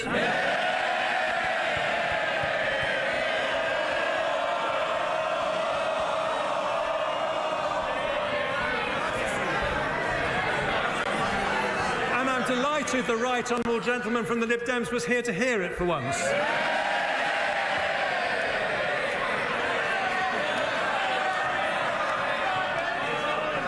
Today, we say something different. There is nothing compassionate about running out of money. With the pandemic behind us, we must once again be responsible and build up our resilience to future shocks. That means bringing down borrowing so we can start to reduce our debt. And today's figures confirm that is happening. Ahead of my first autumn statement in 22, the OBR forecast headline debt would rise to above 100% of GDP. Today, they will say it will fall in every year to just 94%. If you're just now tuning into Live Now from Fox, we're live in London, UK, as the British Prime Minister is speaking to Parliament ahead of that budget update On the left side of your screen, Live Now top stories we're following this morning. Coming up in the 10 o'clock hour this morning Eastern Time, Republican presidential candidate Nikki Haley to formally announce she is suspending her presidential campaign. That expects to happen live in Charleston, South Carolina. We will have that speech for you here on Live Now from Fox. Also following the 10 o'clock hour, we know that Federal Chair Jerome Powell will present that economic report to Congress today. And then following the very latest of the Israel-Hamas war, Egypt saying the Israel-Hamas ceasefire talks have stalled ahead of Ramadan. The time now 7:46 on the East Coast. Let's go to our third 2-minute commercial break. And when we come back, more live events, top stories, and headlines to share with you. This is Live Now from Fox.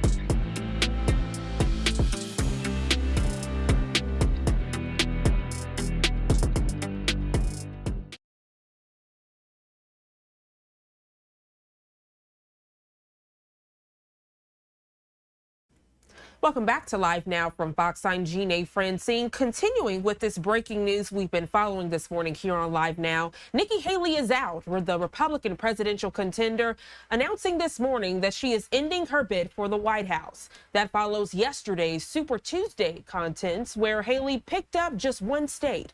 Doug Luzader has more from Washington this morning on where it all goes from here. Doug, good morning to you. Good morning. Nikki Haley said she would stay in the race through Super Tuesday, and it looks like she's now at the end of her run. They call it Super Tuesday for a reason.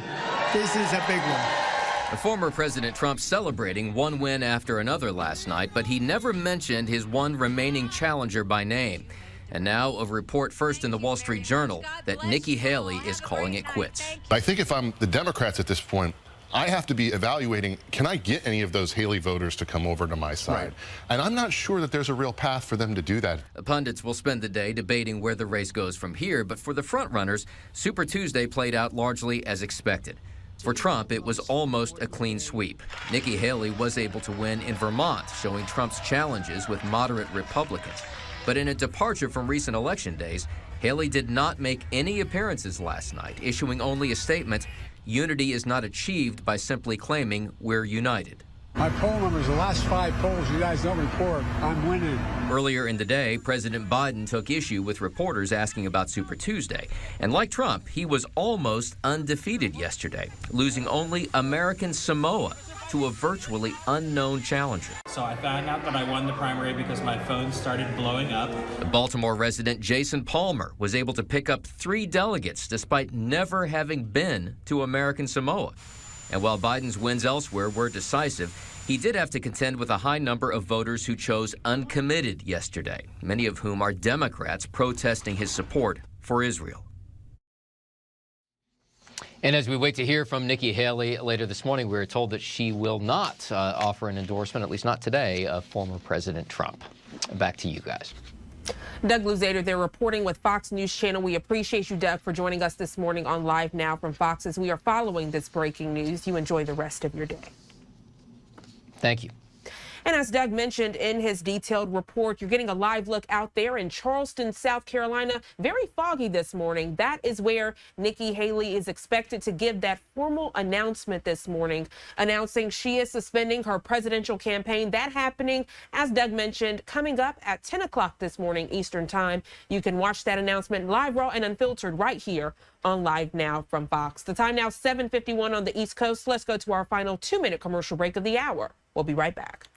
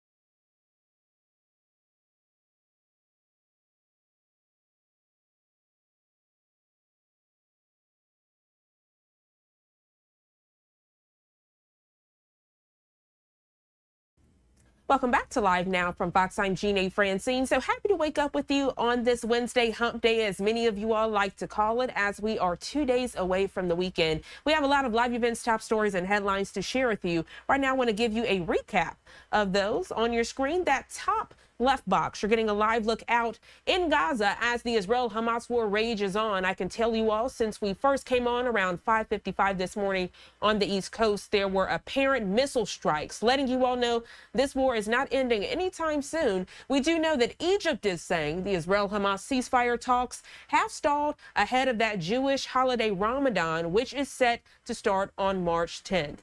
We're also following the very latest as coming up in the 10 o'clock hour, that second box on the right side of your screen, a live look out at the U.S. Capitol. Very foggy there in Washington, D.C. this morning. We're looking ahead as Federal Reserve Chair Jerome Powell will testify to the House Financial Services Committee on the first of 2 days of semi-annual testimony to Congress. Powell's remarks will be closely watched for any signals of when the Fed may initiate a highly anticipated round of interest rate cuts. Again, that hearing scheduled for 10 o'clock this morning Eastern time. Then that bottom left box, a live look at the White House. As we know, yesterday was Super Tuesday, and the race to the White House is on. However, as that race is on, we do have someone who is no longer wanting to be in that race. That's that bottom right box. You're taking a live look there at Republican presidential candidate Nikki Haley, who recently announced this morning she is suspending her presidential campaign. We're expected to get that formal announcement coming up at 10 o'clock this morning Eastern time. That announcement expected to happen live, raw, and unfiltered out in Charleston, South Carolina. So we will continue to bring you all of these events as they unfold. Bringing this shot now, again, a live look there in Washington, D.C. Very cloudy and foggy conditions this morning, now at 7:56 on the East Coast. As I mentioned, yesterday was Super Tuesday, and as of early this morning, former President Donald Trump is projected to win in at least 12 of the day's 15 GOP presidential nominating contests. The former president spoke to his supporters after that Super Tuesday win. Let's take a listen.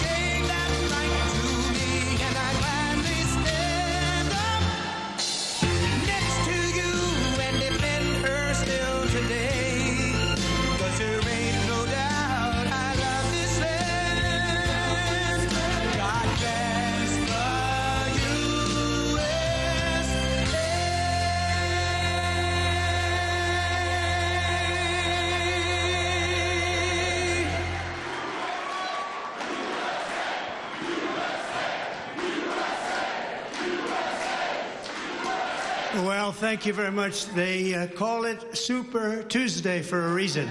This is a big one.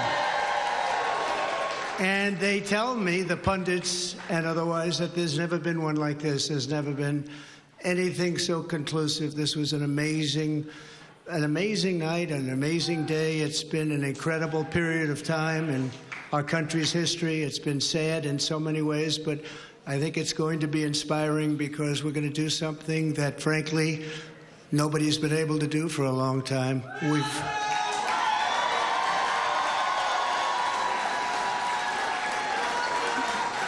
We've watched our country take a great beating over the last 3 years, and nobody thought a thing like this would be possible. We wouldn't have Russia attacking Ukraine. We wouldn't have Israel being attacked. Iran, as you know, was broke. When I was running things, they were broke. They didn't have money for Hamas. They didn't have money for Hezbollah. We had no inflation. Inflation is destroying the middle class. It's destroying everything. Inflation, if you look back over the history, hundreds of years back, inflation is called a country buster. And that's what it's doing to our country. What's happened with inflation has been unbelievable. A lot of people say, a lot of experts have said the stock market's the only thing that's doing well, and that's doing well because our poll numbers are so much higher than Joe Biden's.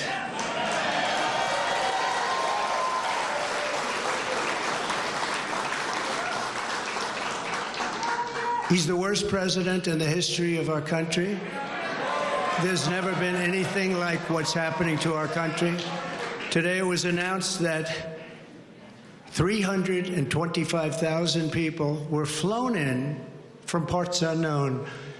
Migrants were flown in, airplane, not going through borders, not going through that great Texas barrier that I was with the governor of Texas, Greg Abbott, the other day, and we were looking at the job they're doing. But in the meantime, they're pouring into California and they're pouring into Arizona because those governors aren't doing anything. They're doing nothing. But today it was just announced before I came out, it was unbelievable. I said, that must be a mistake. They flew 325,000 migrants, flew them in over the borders, into our country. So that really tells you where they're coming from. They want open borders, and open borders are going to destroy our country. We need borders, and we need free and fair elections, or we don't have a country. This is an incredible group of people. So many celebrities that I'm not going to introduce any because I'm just going to get myself in trouble if I do that, because I'll leave out most of you. But this is a room chock full of incredible, talented people, like some of the guys standing right in front of me, right? Big futures, big, fat, beautiful futures. Oh, I'd love to be your age. I'd pay you a lot of money to be your age. But we have some tremendously talented people in this room, including tremendously talented political people that have helped me right from the beginning. We had the safest border in the history of our country. We built 571 miles of wall. We had Mexico supply us with 28,000 soldiers because we wanted them, that's why. And they said, we won't do that. I said, yes, you will, you will. And in the end, they did. It was an easy negotiation, but we had the safest border, the best numbers we've ever had, and now we have the worst numbers probably in the history of the world. It's sad to see what's happening to our cities. Our cities are being overrun with migrant crime, and that's Biden migrant crime. But it's a new category of crime, and it's violent, where they'll stand in the middle of a street and have fistfights with police officers, and if they did that in their countries from where they came, they'd be killed instantly. They wouldn't do that. So the world is laughing at us. The world is taking advantage of us. 3 years ago, we were at a level, we were energy independent. We were going to be very shortly energy dominant, and today we're getting oil from Venezuela. Can you believe it? And we're doing numbers on that oil. You know what we're doing? We're refining the oil. We have our refinery for that oil. It's really, I call it tar. It's not oil. It's terrible. We have real stuff. But we're refining it in Houston. So for all of the environmentalists, you ought to look at that, because all of that tar is going right up into the atmosphere. You just ought to take a look. It's the only plant that can do it. We have the only plants that can take tar and make it into oil, and that's what it is. It's a shame. But we were energy independent. We were going to be energy dominant. We were going to be supplying oil to Europe, all over the world. And then a tragic thing happened during the election. It was a tragedy, because you wouldn't have, think of it, all of the problems that you have today, I don't think you would have had any of them. You'd only have success. And that's what's ultimately going to unify this country and unify this party. We have a great Republican Party with tremendous talent. And we want to have unity, and we're going to have unity, and it's going to happen very quickly. And I've been saying lately, success will bring unity to our country, and it happened before. We had the best economy our country's ever had, and people were calling me that I would have said will never happen. It'll never happen. They wanted to get together African American, Asian American, Hispanic American, women, men, people with diplomas from the best schools in the world, and people that didn't graduate from high school. Every single group was doing better than ever before, and it was a beautiful thing. Our country was coming together. Our country was coming together. And now we have a very divided country. We have a country that a political person uses weaponization against his political opponent. Never happened here. It happens in other countries, but they're third world countries. And in some ways, we're a third world country. We're a third world country at our borders, and we're a third world country at our elections. And we have to stop that. We need a fair and free press. The press has not been fair, nor has it been free, but maybe someday they will be. They're being beaten up pretty badly. People aren't trusting them. They're not believing them. And really, it's a very important factor. The press used to be the policeman. It used to police our country. Now nobody has confidence in them, and we have to get that confidence back. It's so important for the success of our country. So important.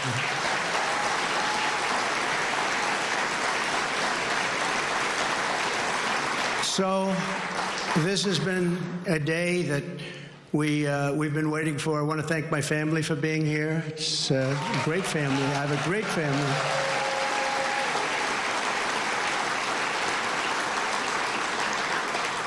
They've had it very easy since I decided to run for politics. They say, thanks a lot, Dad, we appreciate it. But they're strong and they're very capable people, and they love the country. They really do love the country, and we appreciate it. And I want to thank everybody at my staff. Susie, Chris, incredible job. Incredible job you're doing.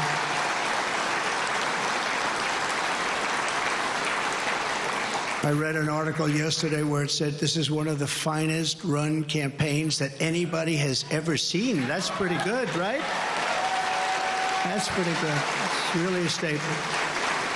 And we have no choice, because November 5th, it's right around the corner, November 5th is going to go down as the single most important day in the history of our country.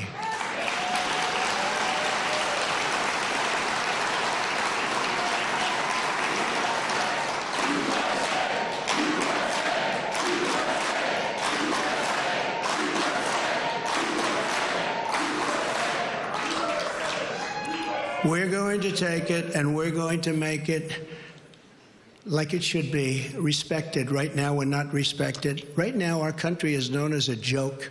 It's a joke.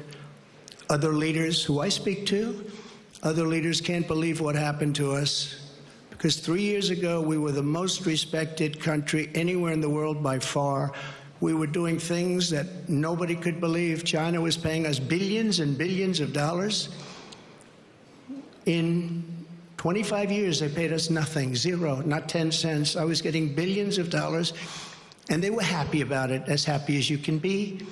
Of course, maybe there's reasons for things having happened, but they were not so happy with certain things, I guess, based on things that took place. But we were getting along with everybody. We were getting along, and we were respected by everybody. We had no wars. Remember when I had the debate with Hillary Clinton? She said, look at him, look at that personality. He's going to cause wars. I said, no, my personality is going to keep us out of wars, and that's what happened.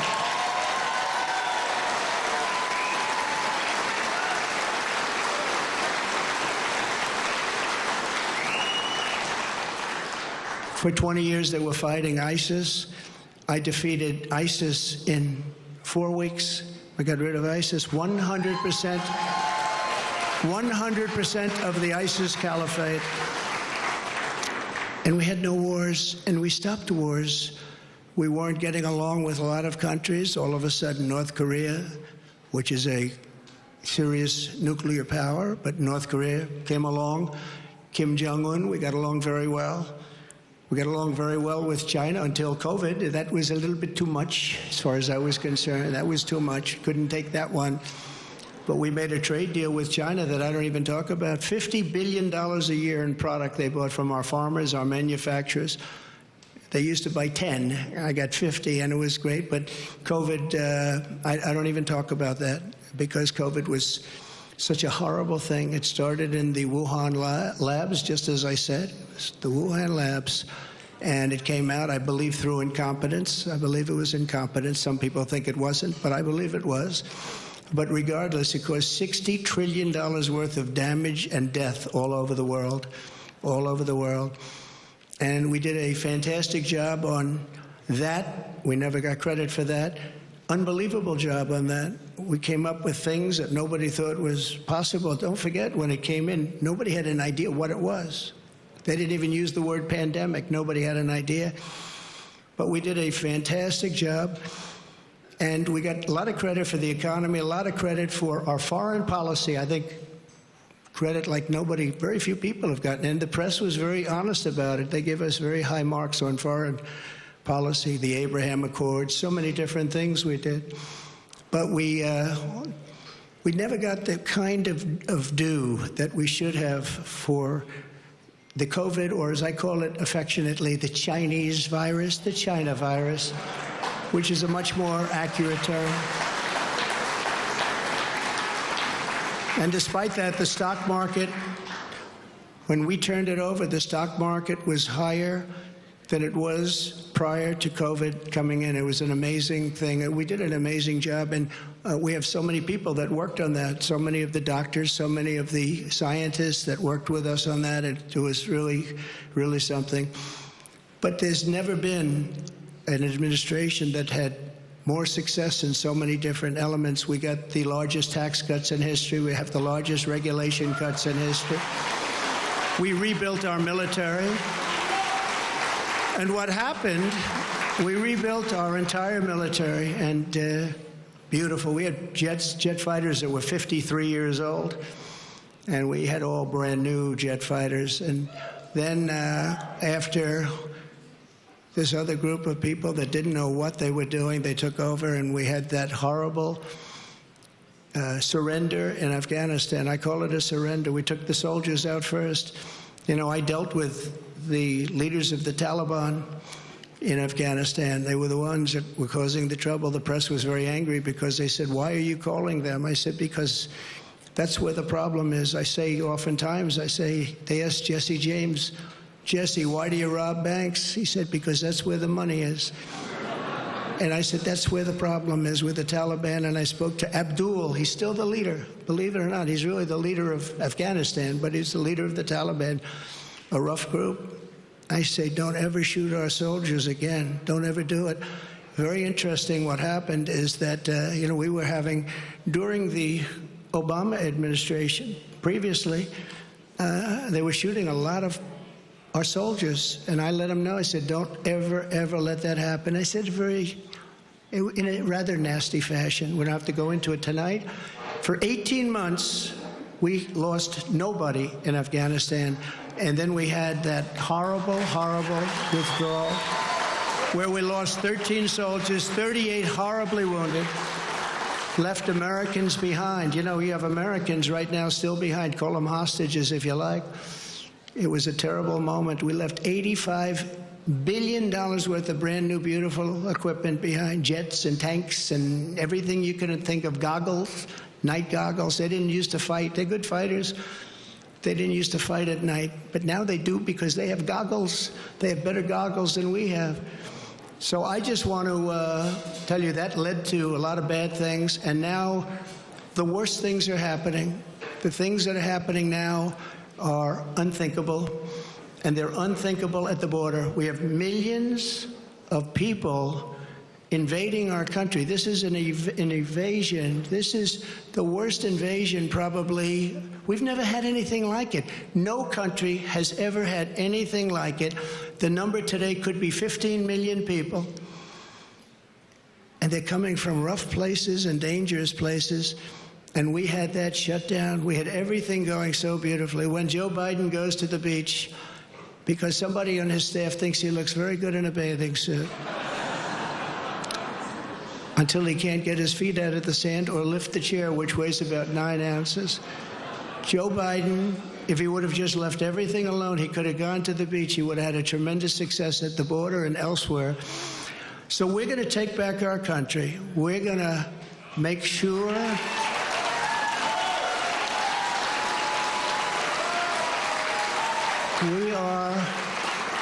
we are going to do it right. We're going to have the greatest economy ever in the history of our country. We're going to top what we did.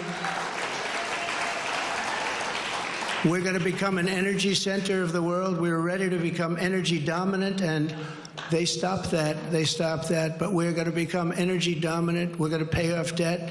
We're going to do things that nobody thought was possible. You know, we hadn't done our second phase of the tax cuts. When we did the tax cuts, the Democrats fought us very hard.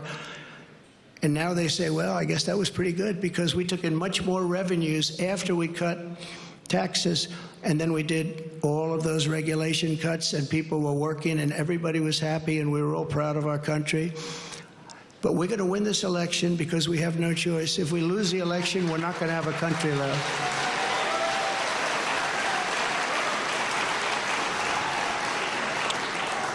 And we're going to do something. Thank you very much. We love you too. And we love our country. And we can't let this magnificent, some people call it an experiment. I don't call it an experiment. I just say this is a magnificent place, a magnificent country, and it's so sad to see how far it's come and gone. When you look at the depths of where it's gone, we can't let that happen. We're going to straighten it out. We're going to close our borders. We're going to drill, baby, drill. We're going to get the inflation down. And we are going to make our country greater than ever before. And we're going to do it quickly. We're going to do it quickly. It's going to go fast. We have to get the criminals out. We have many, many criminals that have entered our country. We have people coming in from such bad places, and we're going to have to get them out. We have murderers that are being deposited into our country. We have drug dealers at the biggest and highest levels that are coming into our country. We have people coming into our country that just shouldn't be here, but many, and I say many, large percentages, they come in through the caravans, they come in many different ways. Now we find out again, they come in through airplanes, we send them in. This is crazy. But they come into our country, we're going to stop them. We're going to close our borders. We're going to have to deport a lot of people, a lot of bad people, because our countries can't live like this. Our cities are choking to death. Our states are dying. And frankly, our country is dying. And we're going to make... Former President Donald Trump wrapping up his remarks there to supporters on Super Tuesday on the left side of your screen, following top stories of the day and breaking news. Coming up in the 10 o'clock hour, Nikki Haley to announce she will suspend her presidential campaign. That happening live in Charleston, South Carolina. Also coming up in the 10 o'clock hour, the federal chair to present the economic report to Congress today. And of course, following the very latest of the Israel-Hamas war, Egypt saying Israel-Hamas ceasefire talks have stalled ahead of Ramadan. The time now 8:16 on the East Coast, giving you a live look out there in downtown Detroit. We're going to go to our first 2-minute commercial break of the hour, but when we come back, checking in with Fox 2 Detroit's Erica Francis, giving an update on the trial of James Crumbley. That's the father of the Oxford High School shooter who's facing 4 counts of involuntary manslaughter. We'll be right back in just 2 quick minutes.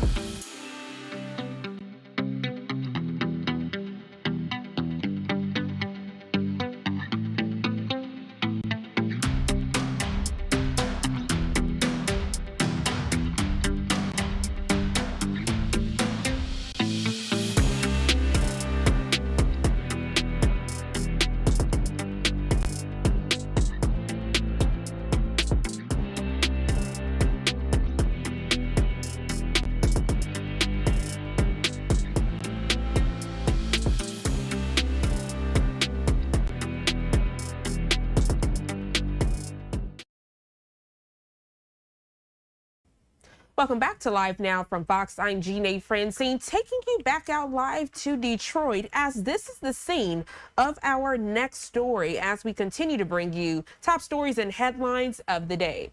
A jury could be seated today in the trial of James Crumbley. The father of the Oxford High School shooter is facing 4 counts of involuntary manslaughter, the same charges his wife Jennifer was convicted of last month. Fox's Erica Francis joining us live with a closer look at what we can expect. Erica, good morning to you. What is James actually accused of? Hey, good morning to you. Obviously, James Crumbley's trial is gaining national attention. This shooting rampage that happened back in November of 2021 at Oxford High School. A lot of people have had eyes on this case ever since that happened. James Crumbley is the father of the Oxford High School shooter, and James is accused of buying his son the gun that his son used in that high school rampage. He is also accused of not paying close enough attention to his son's mental health issues. So that is why he is now charged with 4 counts of involuntary manslaughter. And jury selection will continue again today at 9 this morning. This process all started yesterday. 300 jurors were called in for possible selection. And of course, this is going to take a lot of time to get it down to 12 jurors because there is a lot of bias out there. I mentioned that national attention that this case has been getting. So they need to find 12 people around this area that don't know anything about the case. Erica, you mentioned this extensive process to select the jurors. Can you share what type of questions the jurors are asked to get picked? Yeah, so in day one of jury selection, we heard a lot of questions about guns, access to guns, gun storage, mental illness, and then experiences with law enforcement. One juror was let go yesterday, but again, this is going to be a long process to get it down to 12 jurors. However, attorneys that we spoke to yesterday believe that the pool could be selected today. A jury could be seated today, and we could also see the start of opening statements. Erica, I can tell you, I was watching this trial unfold, and when James's wife Jennifer was in the hot seat, it was pretty much a blame game. She was blaming everything on her husband. I want to ask you, if convicted, what charges will he face? Yeah, involuntary manslaughter here in Michigan is punishable by up to 15 years. But of course, he is facing 4 counts of involuntary manslaughter. So with 4 counts, it could be 60 years. However, the max he could get would likely be 15 years. So again, jury selection starts or continues today, and this trial could be another long process. We saw what happened with his wife, Jennifer. Her sentencing is going to be in April. And then we saw what happened with the son. He was convicted to life in prison without the possibility of parole. So we will see what happens with James, but max in prison, likely 15 years if convicted. Absolutely. Erica Francis there with Fox 2 Detroit. Erica, we always appreciate your very detailed reporting, keeping us up to date on this jury selection. You enjoy the rest of your day. Thank you. You too as well. Thank you. And as we continue to give you these live events, top stories, and headlines of the day, taking you back out to downtown Detroit, giving you a beautiful shot there on this Wednesday morning. It is March 6th, now 8:22 on the East Coast. And we'll tell you all, it looks like a lot of cloud cover out in that area. And I saw Erica was bundled up. So if you're in that area, make sure, because it does look like some cloudy, cold conditions this morning. The time now 8:23 on the East Coast. Let's go to our second 2-minute commercial break of the hour. We'll be right back.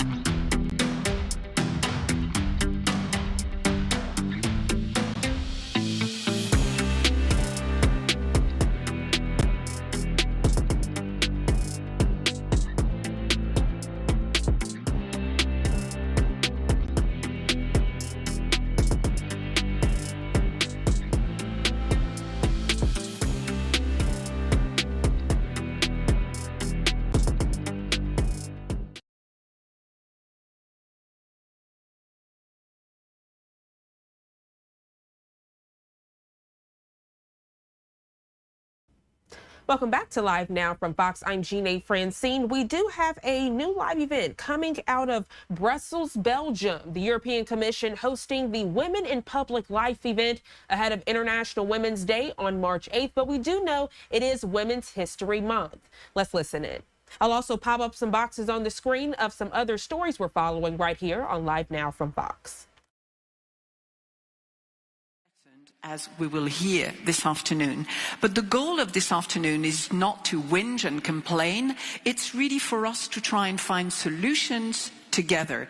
We really would like to get out of this afternoon a few concrete possible solutions, ideas, things that we can try, things we can put in place in various circles, be it at political level, at the level of associations and so on, so that we can fight this violence against women in public life. We have seen a significant progress over the last few years, but unfortunately the last 2 or 3 years seem to show a quite significant decline of women's involvement in political life and in public life, generally speaking. Women are facing more and more threats and actual physical violence, so threats and violence online, physical threats in reality, in real life, and the minute they reach a position of significance, a position of responsibility, that seems to happen right away. It's as if it was a trigger for some people.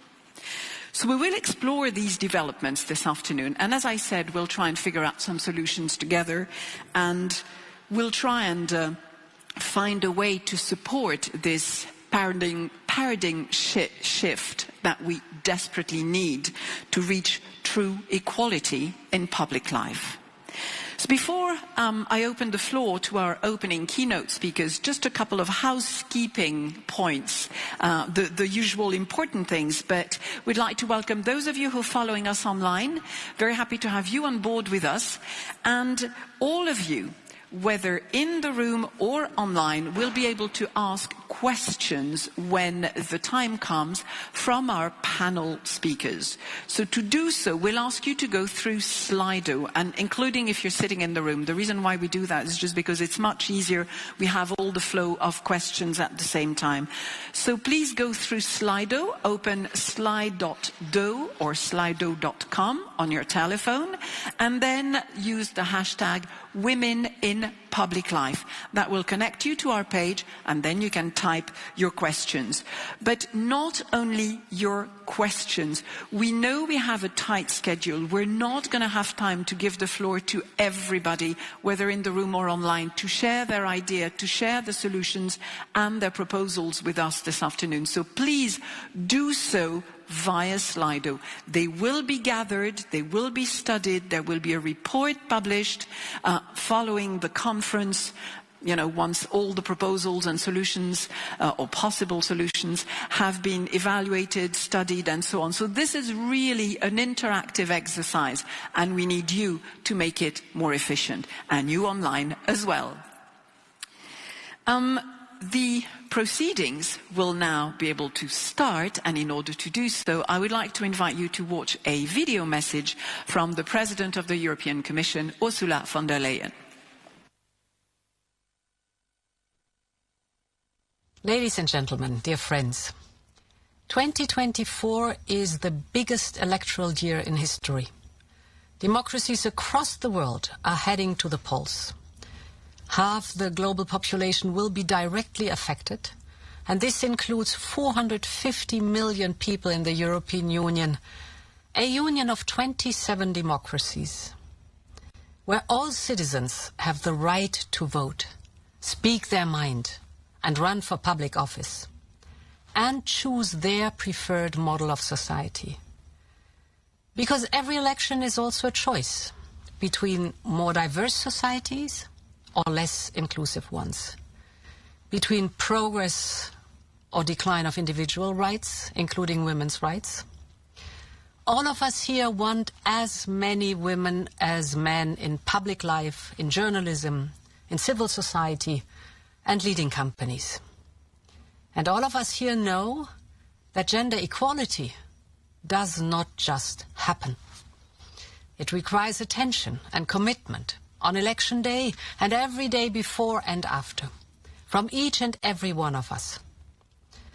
And it's worth every effort.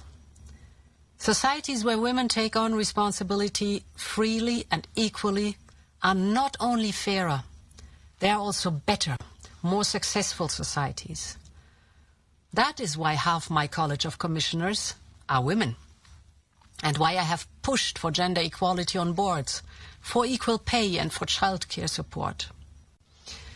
But we cannot stop at tearing down barriers only for women. There is no real democracy without equality for all, without freedom from discrimination and violence, without the freedom to go to school and to study, to work and have a family, to love who you want, and the freedom to achieve what you believe to be right. We need all our talent and strength to build a better tomorrow, to answer the big questions of our time, from climate change to artificial intelligence and standing with Ukraine. It is up to all of us to make equality happen, to keep striving for a better Europe with rights and opportunities for all. Thank you so much. Thank you very much. Thank you very much, President von der Leyen, for a very inspiring scene-setting opening speech. I would like now to invite you to watch another video message, this time from Roberta Metsola, the President of the European Parliament. Women's engagement in public life is threatened by an invisible wall holding them back. And while International Women's Day is a day to congratulate progress made for women in society, encouraging them to stand up and to lead, it is also a day to call out the biases against women that still exist, particularly for those that seek positions of leadership in public life. We have seen women in politics face assault and online abuse. Women in business face sexism and discrimination, on top of unequal pay. Women in academia face disadvantages in hiring and promotion. Women in fields of science, technology, engineering and math face hostile environments and lack of mentorship and support. In the European Union, we have seen women in journalism struck down dead because their investigative work bothered corrupt gangs and cronyism. This is not what we want for our mothers, our aunts, sisters and daughters. That is why I'm grateful for today's conference on women in public life, and I thank Vice President Vera Jourova for instigating it. Addressing these threats starts by calling them out, then by providing legal protection, launching social awareness campaigns, bringing in institutional reforms, and overall fostering a culture of gender equality and respect for women's rights in both public and private spheres. I am proud that this European Parliament legislature has done a lot for women in society. We have just delivered the first directive on combating violence against women. We've put more cracks in the glass ceiling with the Women on Boards directive. We've made solid progress on equal pay provisions for equal work. And we will not stop here. I hope that this year's June European elections will see more women run for election, and more than 39% of women voted in. Societal stereotypes, more limited access to resources, and male-dominated power structures can no longer be the norm. We need more women to stand, more women role models, and we need more women to vote. I know I can count on you to help in that regard to vote, to break the stigma and bring in those women that societal imbalances can no longer hold back. Thank you. Thank you very much, President Metsola. So we do indeed have the chance these days to see the main European institutions led by 3 women, and it's a great pleasure. And I think if you're just now tuning into Live Now from Fox, we're live in Brussels, Belgium, as the EU Commission, they're hosting the Women in the Public Life event. On the right side of your screen, following that breaking news this morning, Nikki Haley announcing she will suspend her presidential campaign. She's expected to make an announcement live in Charleston, South Carolina in the 10 o'clock hour. And then right now, the House bipartisan speakers coming up there to discuss a border bill in D.C. Let's go ahead and take a quick break so we can come back and listen in uninterrupted.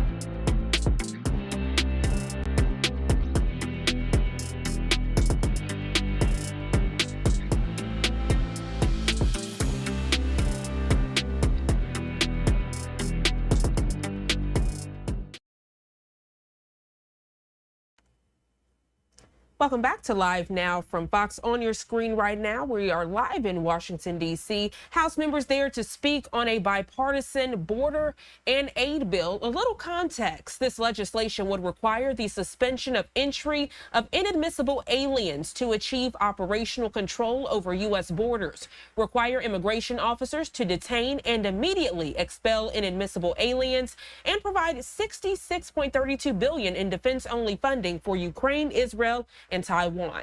Let's listen in live. Ukraine is a ally. Israel's an ally. Taiwan's an ally, and we have problems at our own southern border. The Senate had a false start. They tried to advance what many of us thought was a common sense, reasonable immigration measures that were tied to foreign aid that did not succeed. And now we have a situation where there's a bill that did emerge from the Senate that does provide foreign aid that does not address our own southern border.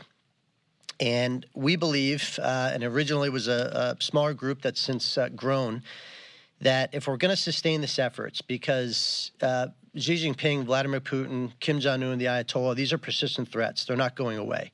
And we need a persistent message that will be commensurate with that persistent threat. And that consistent message is that borders are synonymous with democracies, and democracies are synonymous with safety and freedom. And it's a hard, sustainable message to say that we should care about some borders and not others when all are important. And obviously, we have to secure our own southern border. We cannot allow another situation like Lake and Riley to ever happen again. We don't want to attend another funeral in our district of a fentanyl overdose. 200 a week, by the way. That's the clip that we're losing kids in this country to fentanyl. That's the equivalent of a 747 airliner crashing every single week in this country. Many of those overdoses can be tied back to our border and the lack of security thereof. On Ukraine, I just got back from Ukraine about 10 days ago.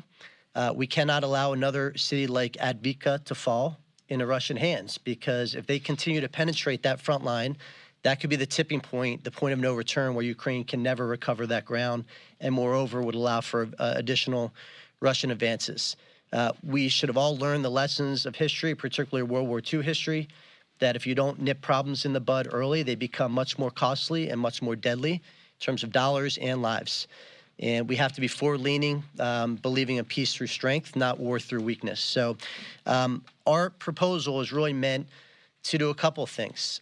Number one, provide a timeline and a pressure point for House leadership from both parties to get something done. We have no pride of ownership here. We just want the problem solved. This is not a transportation bill. This is not the naming of a post office. This is literally U.S. domestic security and world peace on the line here. And we felt that we needed to step up and offer a solution to show the intersection of where Democrats and Republicans, reasonable members of this chamber, can agree, both on border security and on funding our allies overseas. So with that, I'll pass it to Jared Golden, and we'll introduce the rest of our members here. Thanks. Thank you. Good morning. And thanks to Brian for leading this, for coming to talk to me and my colleagues about the need to move forward, do something together, and obviously thanks to all my colleagues standing up here for supporting the legislation. Every day that the House delays action on the border in Ukraine is a missed opportunity that comes at the cost of people's lives. Since we introduced this bill on February 15, an estimated 3,000 Americans have died from fentanyl overdose, as Mexican cartels continue to exploit chaos at our overwhelmed southern border. In the same period, we estimate that more than 1,600 Ukrainian soldiers and civilians have died in Putin's war of aggression and territorial expansion. The time for our colleagues in the House to take action is right now. Securing our border is a priority for Americans across the political spectrum. We all recognize a broken immigration system, including the asylum system, needs fixing because it's, frankly, overwhelmed. Our bill provides additional enforcement authorities for 1 year, time for law enforcement and courts to regain operational control and start clearing the backlog of asylum seekers coming across our border. Foreign aid, particularly to Ukraine, is a critical national interest. Russia is a very clear adversary to the United States that sought to undermine our own democracy, and even armed enemies so that they could ultimately kill American troops in places like Afghanistan. Putin is actively challenging the international status quo that's been in place since World War II. Our bill supports American manufacturers, sends weapons and ammunition to Ukraine, and spells defeat for Vladimir Putin. It's a win-win for America. Aid for Ukraine today reduces the risk that a future Congress will have to send American troops to fight on European battlefields tomorrow. Ours is a divided government. Brian pointed this out. Everyone in Washington knows that to address these crises, we're going to need support from both parties. So far, ours is the only proposal in the House that recognizes this very simple reality. We're calling on our colleagues to live in the real world with us. Here in the real world, our inaction has real consequences. We've pointed fingers and played the political game enough, and it's time for us to come together. Next, we're going to have Don Davis come up. Don, thank you.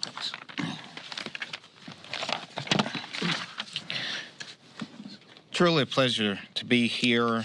Thank you so much, Brian, Jared, and to everyone that's standing here today, to all of my colleagues that's fighting for democracy, that's fighting to help us to safeguard the American people. I would like to share with you my recent experience in Ukraine. I, too, traveled to Ukraine. Actually, Representative Costa, Jim, and I just came back. I want to start with this point. The spirits of the Ukrainians are high. Morale is high, especially as they most recently celebrated 2 years of resisting an unprovoked Russian invasion. I had an opportunity of speaking to Ukrainian soldiers. Some have lost limbs. One lost her son. And the stories they're telling me are they are in this fight to the end. They are determined. I also, which was a highlight for me, had an opportunity of speaking to U.S. soldiers. We have U.S. soldiers on the ground that's assisting with training and advising Ukrainian soldiers. We had one U.S. soldier that's been on the front line, wounded 4 times, and is still committed to the mission. And it was nothing greater for me than to truly look this soldier in the eye coming from the United States in Ukraine and say thank you for your service. But let me tell you what the soldier also told me. This is a U.S. soldier that's responsible for training and advising. We're running short of ammunition. We need help.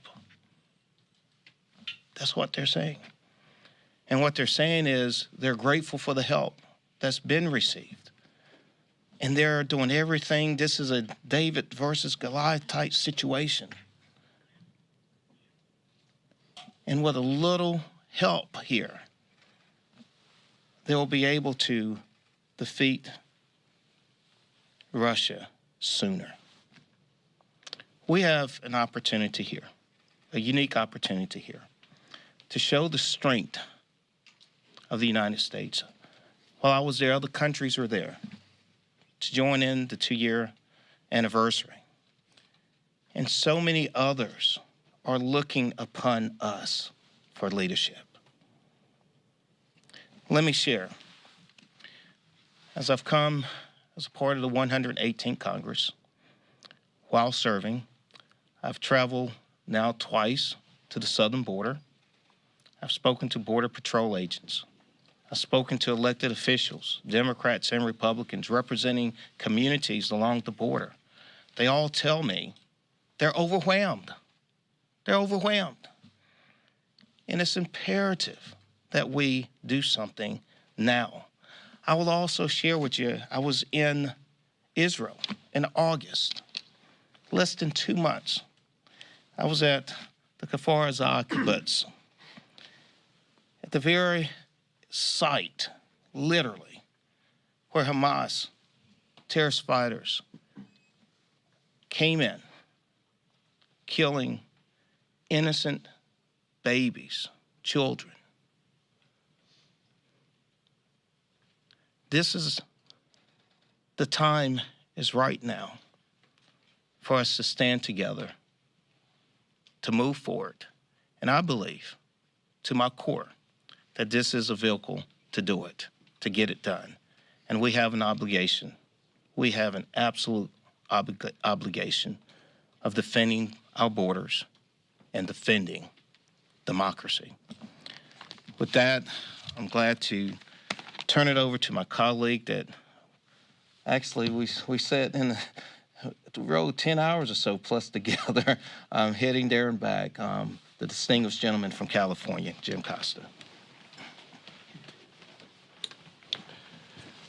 Thank you very much, Congressman Costa, and longtime supporter of efforts to bring together bipartisan solutions. In that sense, I want to thank Representatives Fitzpatrick and Golden and the rest of my colleagues here to reflect that bipartisan support, because it's what is needed if we are going to do the right thing. And the right thing is providing support for Ukraine, for Israel, for humanitarian assistance for Gaza, for 120,000 Armenians that have been removed from their historic home in Nagorno-Karabakh, and to ensure that Taiwan has the support we believe it needs.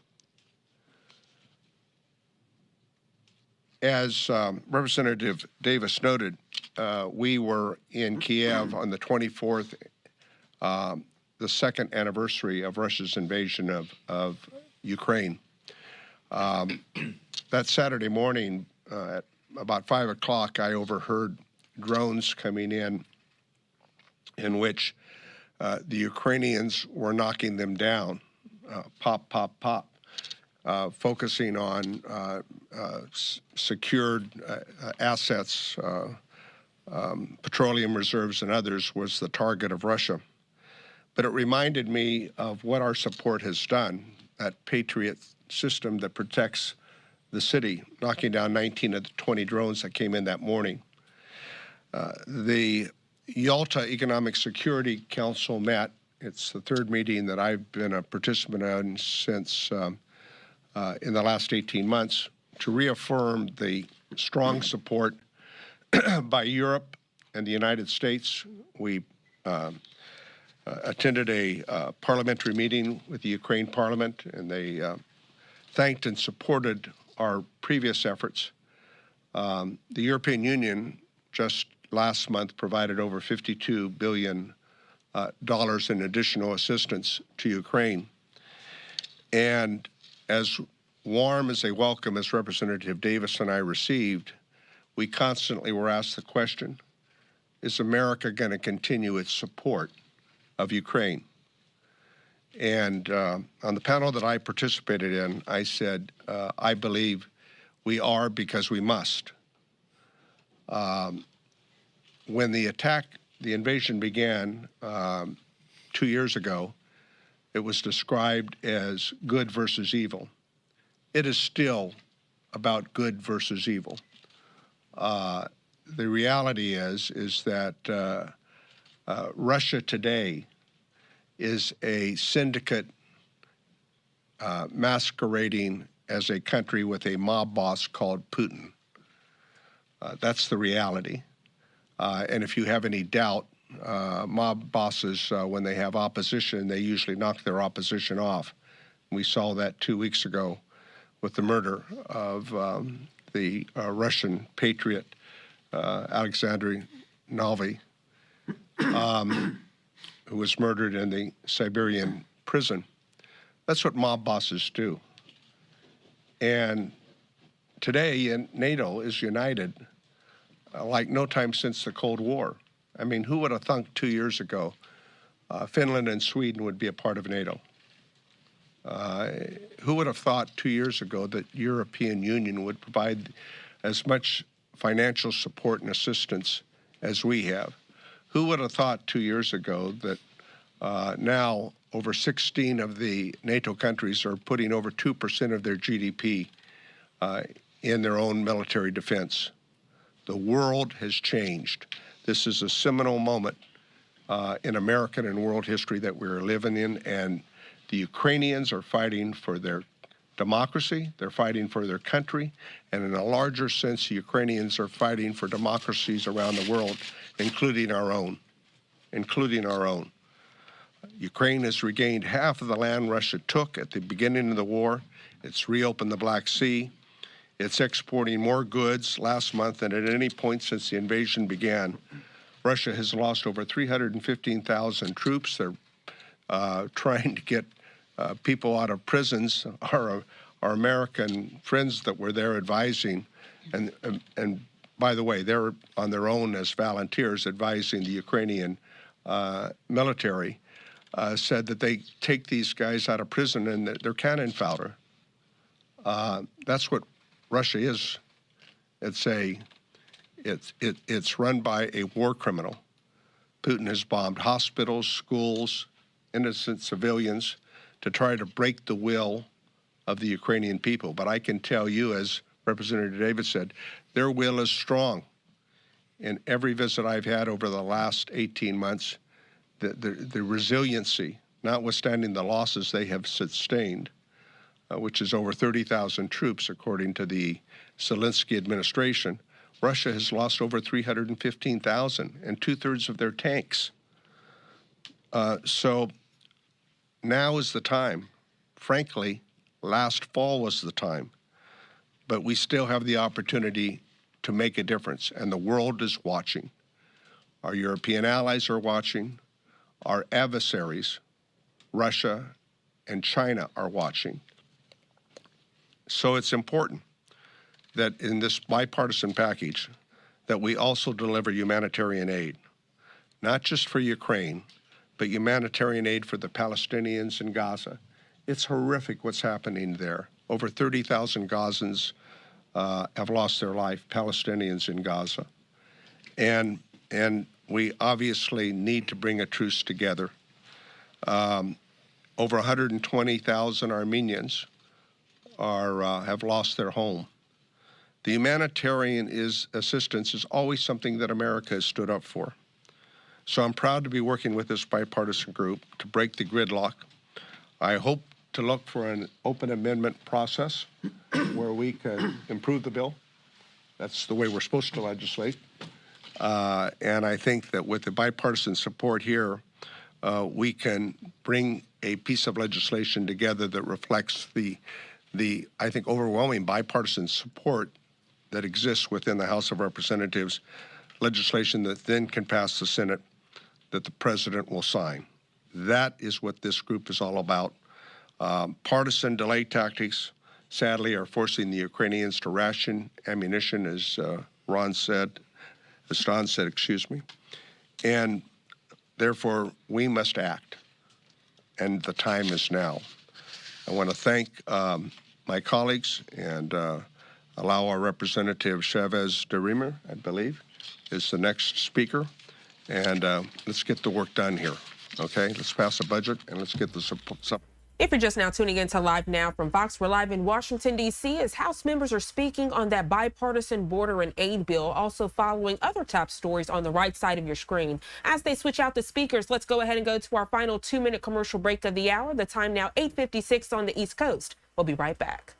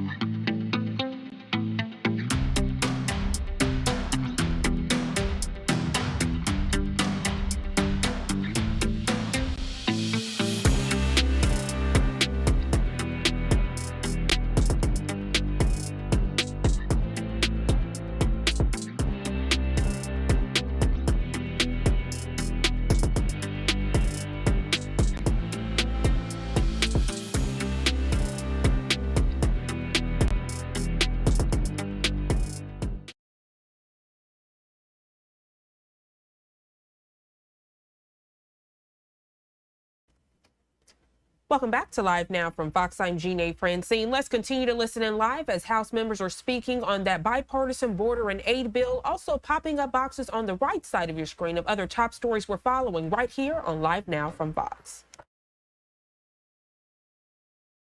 Or represent on a bipartisan with Mike Lawler, because it's affecting our districts, it's affecting America, and it's affecting, quite frankly, our national security across the world. And for Oregon, it's experiencing its highest rate of fentanyl overdoses in the nation. 1,500% increase in overdose deaths in Oregon.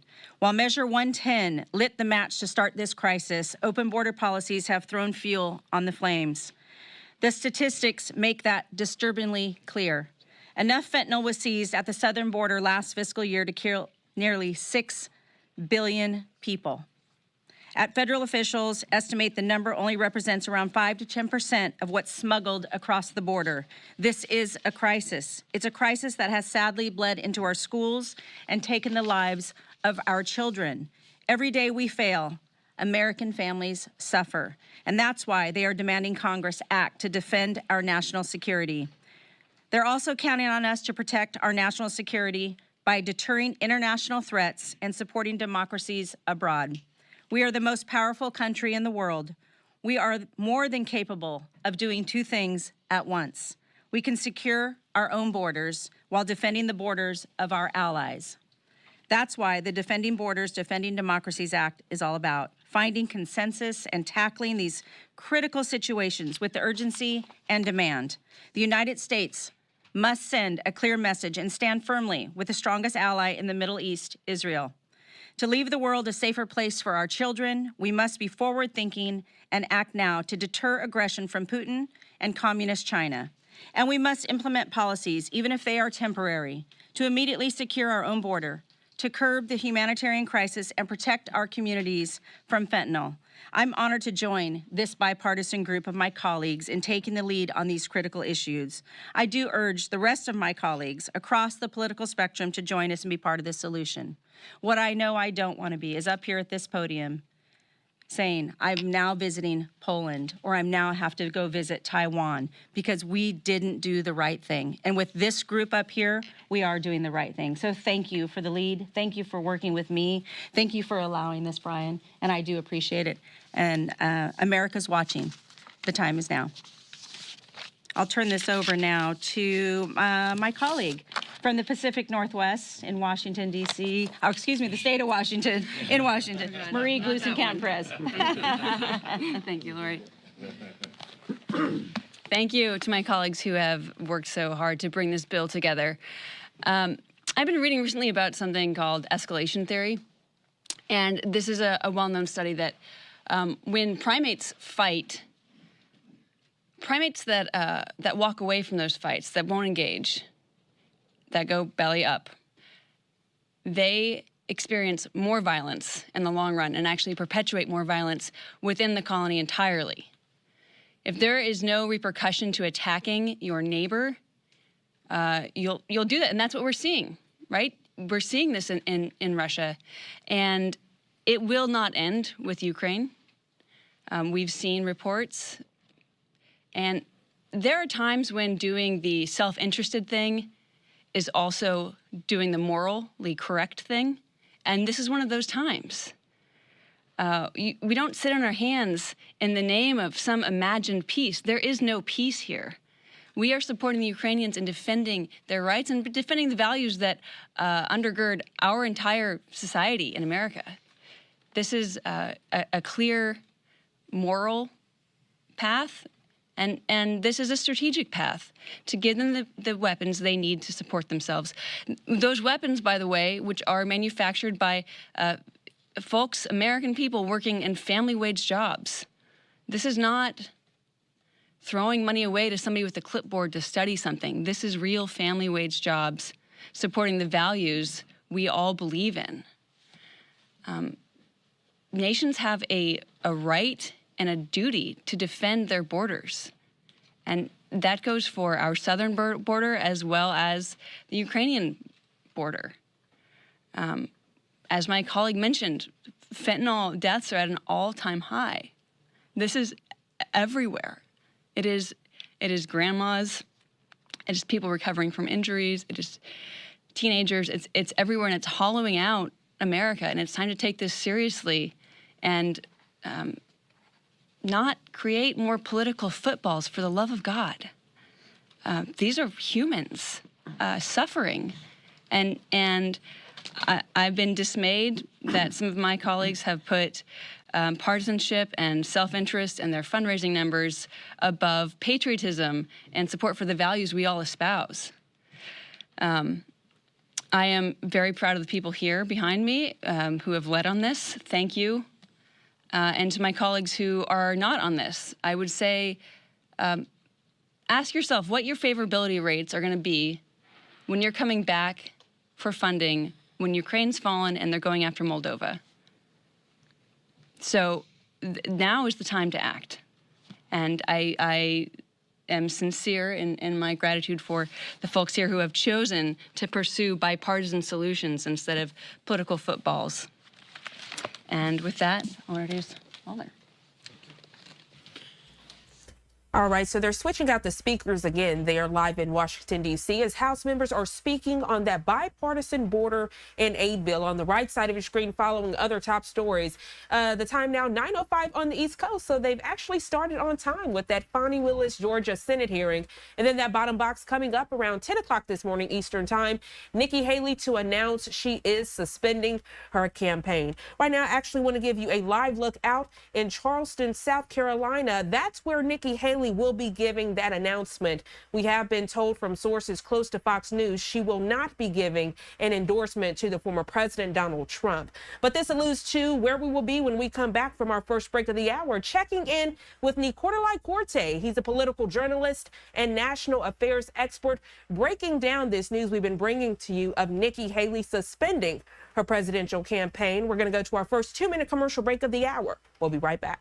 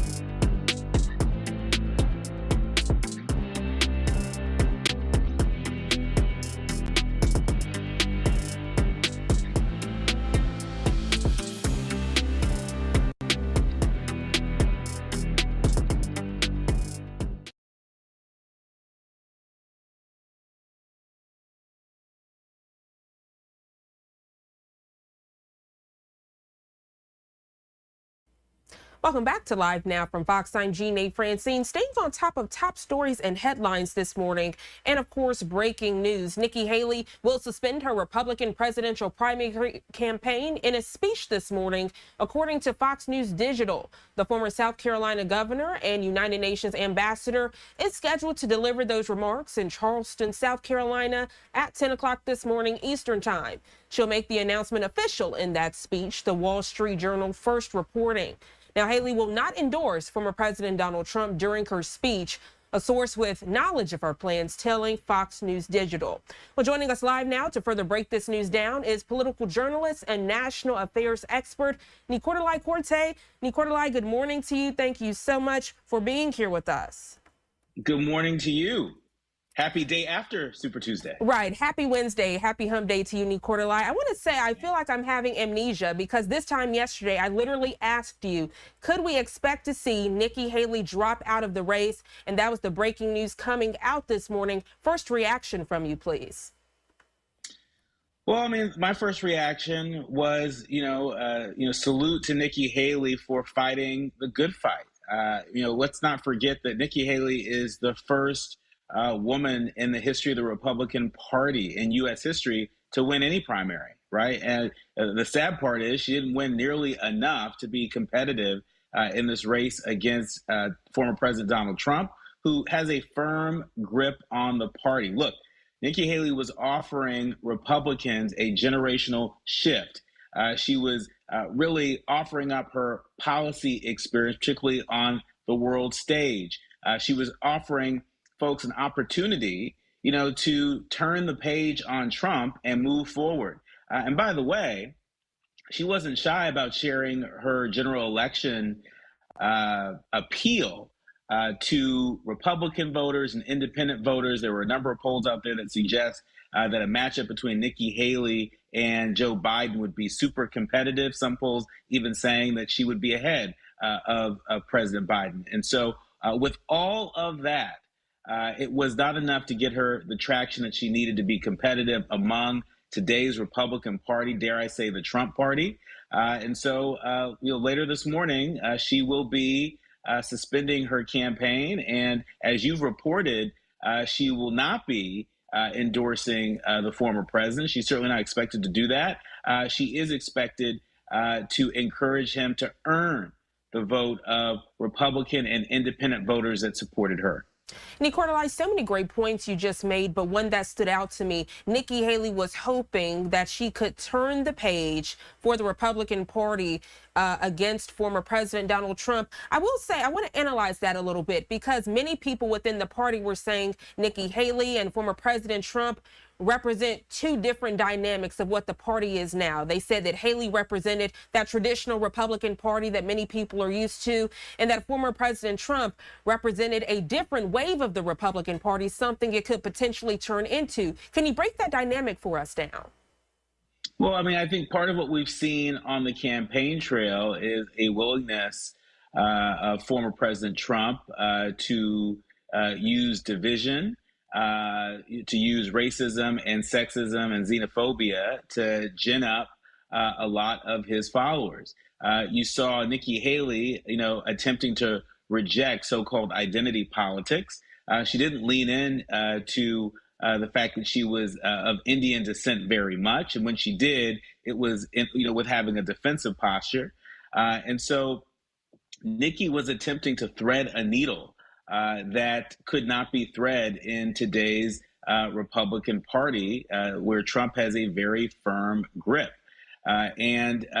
She paid a heavy price for it in terms of not being able to pull off a win in any of and I should say in most of these Republican primaries. I mean, look at this. Even if the Ron DeSantis delegates and the Vivek Ramaswamy delegates broke her way, she still wouldn't even be close.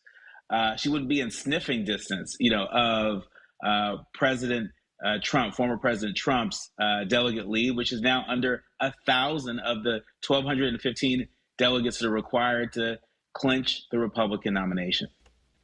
Nikki Haley, her camp saying with today's speech coming up around 10 o'clock this morning Eastern time, she is not expected to endorse former President Donald Trump. But do you think that endorsement could happen in the coming days or even months to potentially set up something similar to Joe Biden and Kamala Harris? I certainly think anything is possible in politics. I think it's unlikely. I think right now, a lot of the supporters of Nikki Haley, the Republican supporters and independent supporters alike, have been orphaned. They don't have anywhere to go. it really is setting up a Biden or bust scenario for them.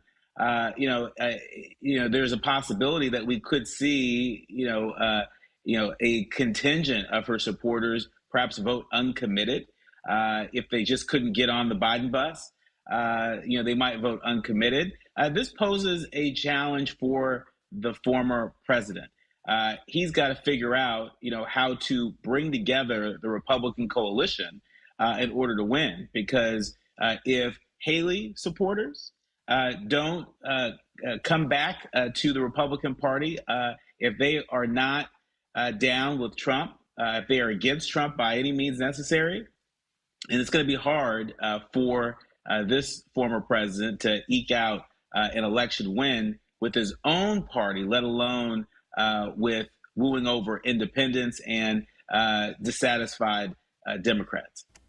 Great point there, because we do know that Nikki Haley had that whole initiative, Women for Haley, that she spoke about during her bus stop tours. You did mention former President Donald Trump looking at how well he did on Super Tuesday. I know one thing you mentioned yesterday that we don't want to forget to miss are those delegate votes. Talk about what Nikki Haley dropping out of the presidential race means for former President Trump.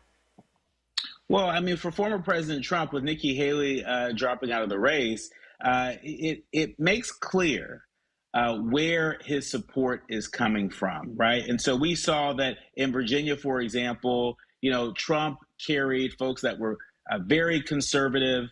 These are according to exit polls. He carried folks that were white evangelicals, white folks with no college degree, and the 65 plus. He carried these groups pretty overwhelmingly in Virginia. In North Carolina, something like 89% of folks who identify as very conservative, 86% of white folks with no college degree, 84% of white evangelicals, and even 80% of veterans, according to exit polls in North Carolina, supported Trump. And so, these constituencies, are extremely supportive of him, but it doesn't mean that folks with college degrees everywhere are supporting Trump.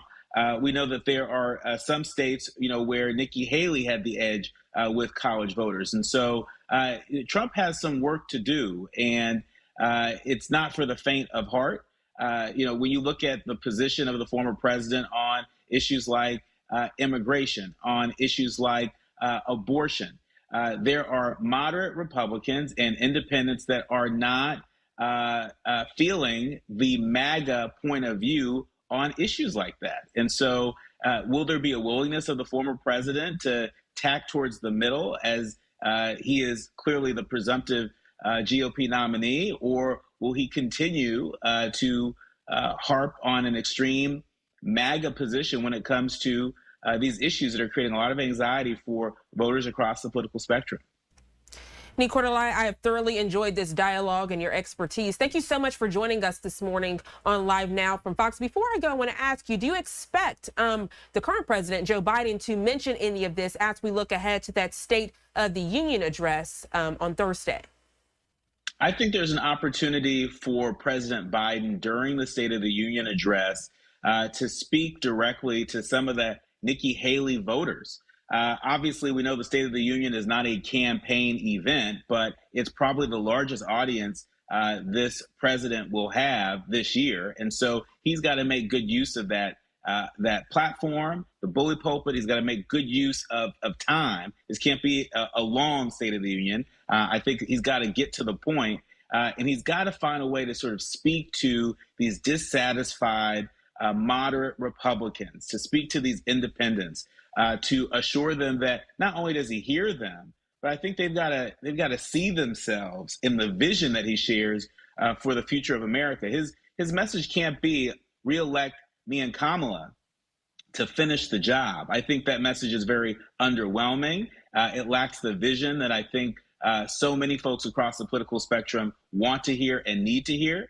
I think right now, there are moderate Republicans and independents that are feeling orphaned by this Trump Republican Party. And there is an openness to hear from the current president as to whether or not they're a part of his vision for the future of this country.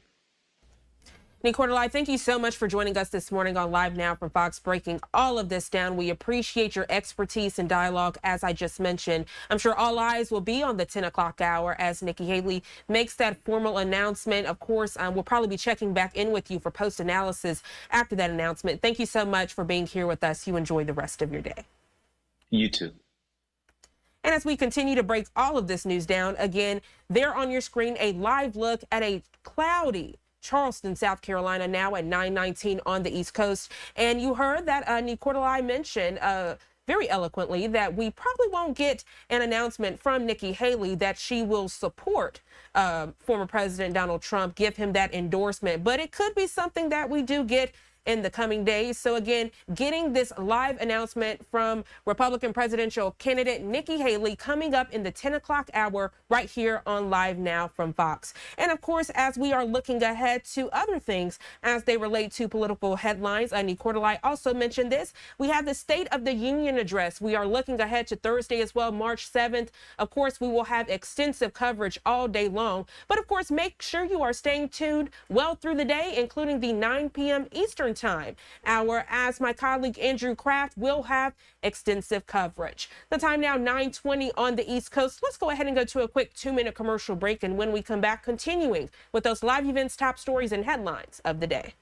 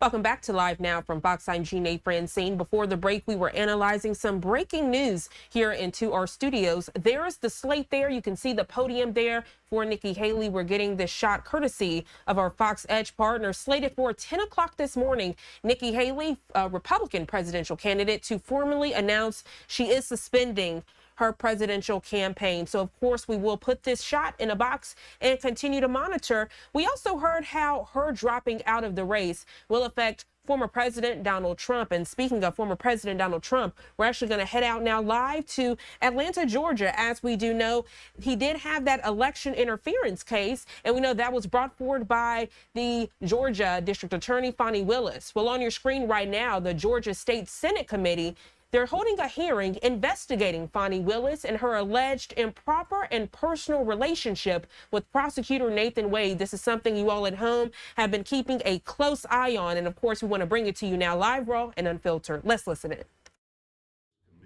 Is we heard a lot of the allegations, and you, as a matter of fact, made most of them, or made some of these public. And there's, of course, a public, outrage or uproar or concerns about some of the alleged improprieties that you have brought forth, both you know, within the in the system, kind of what's appropriate conduct, and also financial improprieties. And we're tasked with investigating and finding the true facts, and not just taking the press at face value. And that's why we're asking you for documents, et cetera, so we can independently verify the various allegations that have been made. But we're also specifically tasked with, if necessary, amending existing statutes or creating new statutes to build guardrails or whatever to essentially restore the public faith in our criminal justice system, in its impartiality and its fairness. And I have looked at some of the existing statutes, but it's very sketchy. What is the real authority? And we wonder if we need statutory authority or statutory limitations. And so I want to explore with you a little bit what the authority is for a special grand jury to be conducting a criminal investigation, and also the use of a special assistant district attorney is what I'm referring it to. But so that's the context. You have done that research, so help walk us through this just a little bit. Is there a statutory process that gives authority to utilize a special grand jury to advise a DA or to essentially accumulate evidence for a DA to determine whether or not to indict? Right. So the first question was about whether this happens throughout the state or not. I did do open records to every single district attorney in the entire state of Georgia to find out, because I wanted to know, I knew based on my practice that it was a very rare process, but I wanted to know, I wanted the data. I wanted to actually see it. So we did an open records for every single district attorney. We have received responses from almost all of them. There's only a couple that we haven't, but I don't know that those would be big factors. The few that were remaining, I think it was Augusta that I haven't received one from. But I talked with two of the prosecutors in those districts. There's only two that actually use something that would be akin to this. And one of them said they haven't done it in years, but they have done it.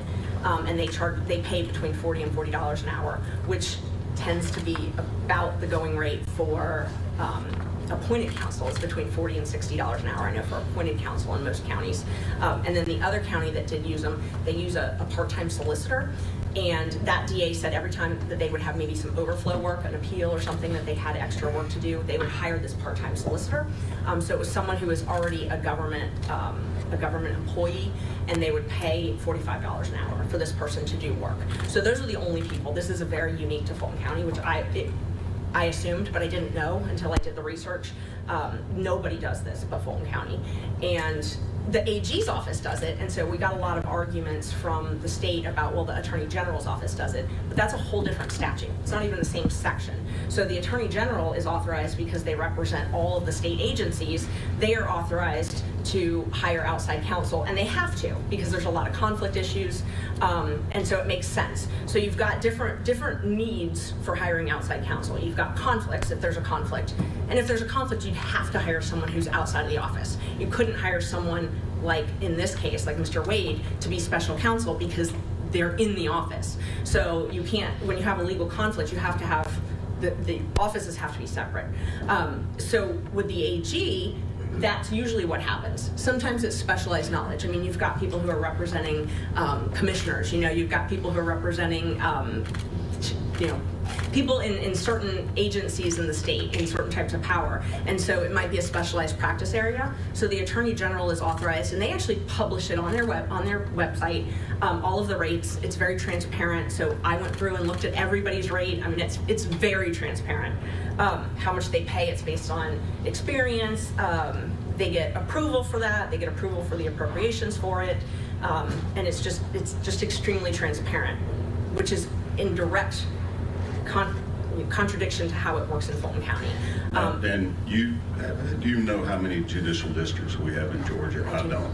I do not. I could look at my open records request. So the judicial districts, there would be a district attorney for each of those, and so those are who I sent all of this. It's over 50. It's over 50. I think it's 59, but I'm not positive. That's what I think. I think it's 59. So out of those 59, you reached out to all of them to see if their district attorney's offices for each judicial circuit ever utilized a special assistant, outside counsel. Yes. Okay. And out of those, only 3 of them have ever done it? Only 2. Only 2. Only 2 had ever done it. Fulton County is one of them. Only 2. Well, oh yes, I'm sorry. It's 3 counting Fulton County. I did not. If you're just now tuning into Live Now from Fox, we are live in Atlanta, Georgia, as a Georgia Senate hearing is underway into Fani Willis and Nathan Wade's alleged, quote, improper relationship. We're also looking ahead to the 10 o'clock hour as Republican presidential candidate Nikki Haley will announce she is suspending her campaign. The podium set there live in Charleston, South Carolina. And then that bottom box, as we continue to talk about the latest of the Israel-Hamas war, you're getting a live look out in Gaza, a missile strike just hitting that area as talks of a ceasefire are stalled. And speaking of the latest of the Israel-Hamas war, when we come back from this quick 2-minute commercial break, we're going to check in with Fox News Channel's Trey Yingst to get the very latest updates. We'll be right back.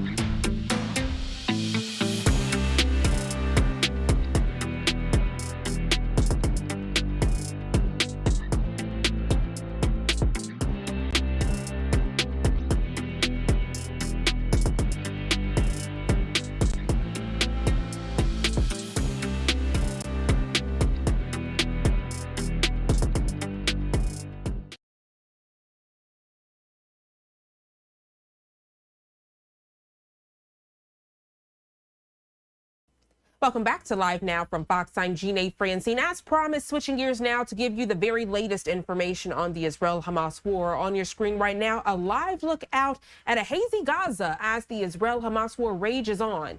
Egypt saying the Israel-Hamas ceasefire talks have stalled ahead of Ramadan. Fox News Channel's Trey Yingst joining us live this morning with updates. Trey, good morning to you. What can you share with us at this hour?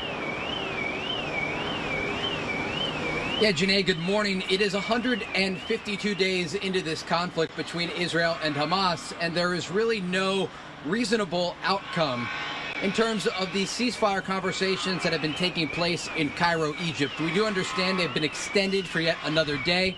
An Israeli delegation is reportedly traveling to Cairo to deliver their response to new Hamas demands.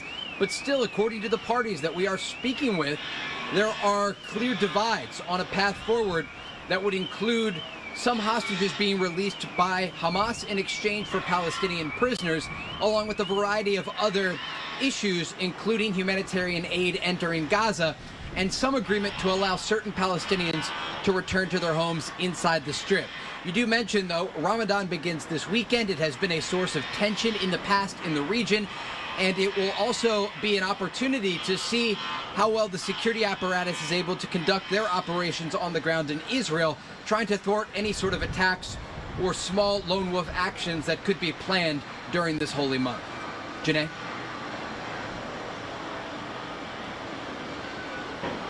Trey, thank you so much for that update as always. And I want to ask you, is Israel, are you hearing on the ground that they are waiting to potentially get more hostages? That's why these talks have stalled, or is there more to it? So the Israelis say they don't even have a list of the hostages that are alive. And we do understand out of the 134 believed to be held inside Gaza, at least 30 of them are dead. And so this creates a situation where they are also negotiating for the bodies of hostages that have to be returned to family members here in Israel.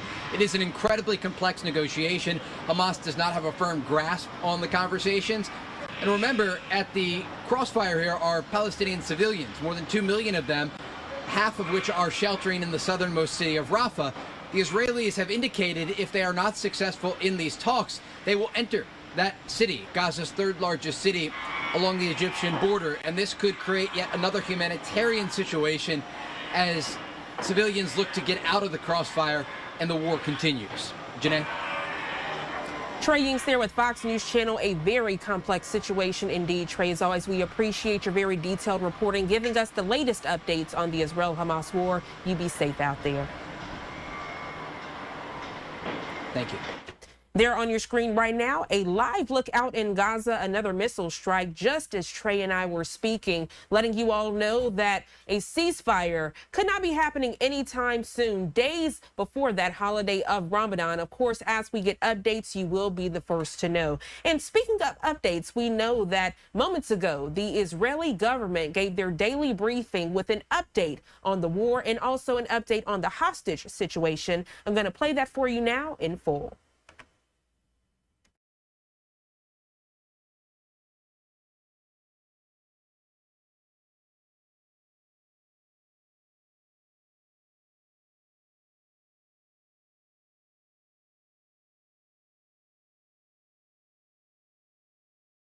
$186, no change since yesterday.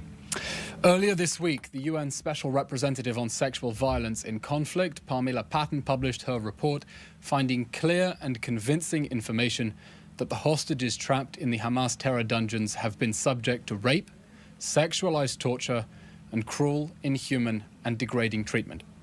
Her team also found reasonable grounds to believe that the Hamas rapist regime perpetrated acts of sexual violence in multiple locations during the October 7 atrocities, including rape, gang rape, and necrophilia against the bodies of its murdered victims. The evidence of the Hamas rapist regime's widespread conflict-related sexual violence on 10/7 and since against the hostages has now been recognized by the UN's foremost authority on the matter. The State of Israel, therefore, is calling on the UN Security Council to designate Hamas immediately as a terrorist organization and to subject it to the same international sanctions regime as Al-Qaeda, the Taliban, and ISIS. Israel also calls for an urgent meeting of the UN Security Council to discuss the Special Rapporteur's report on Hamas's sexual atrocities and to issue a fierce condemnation of its sexual violence.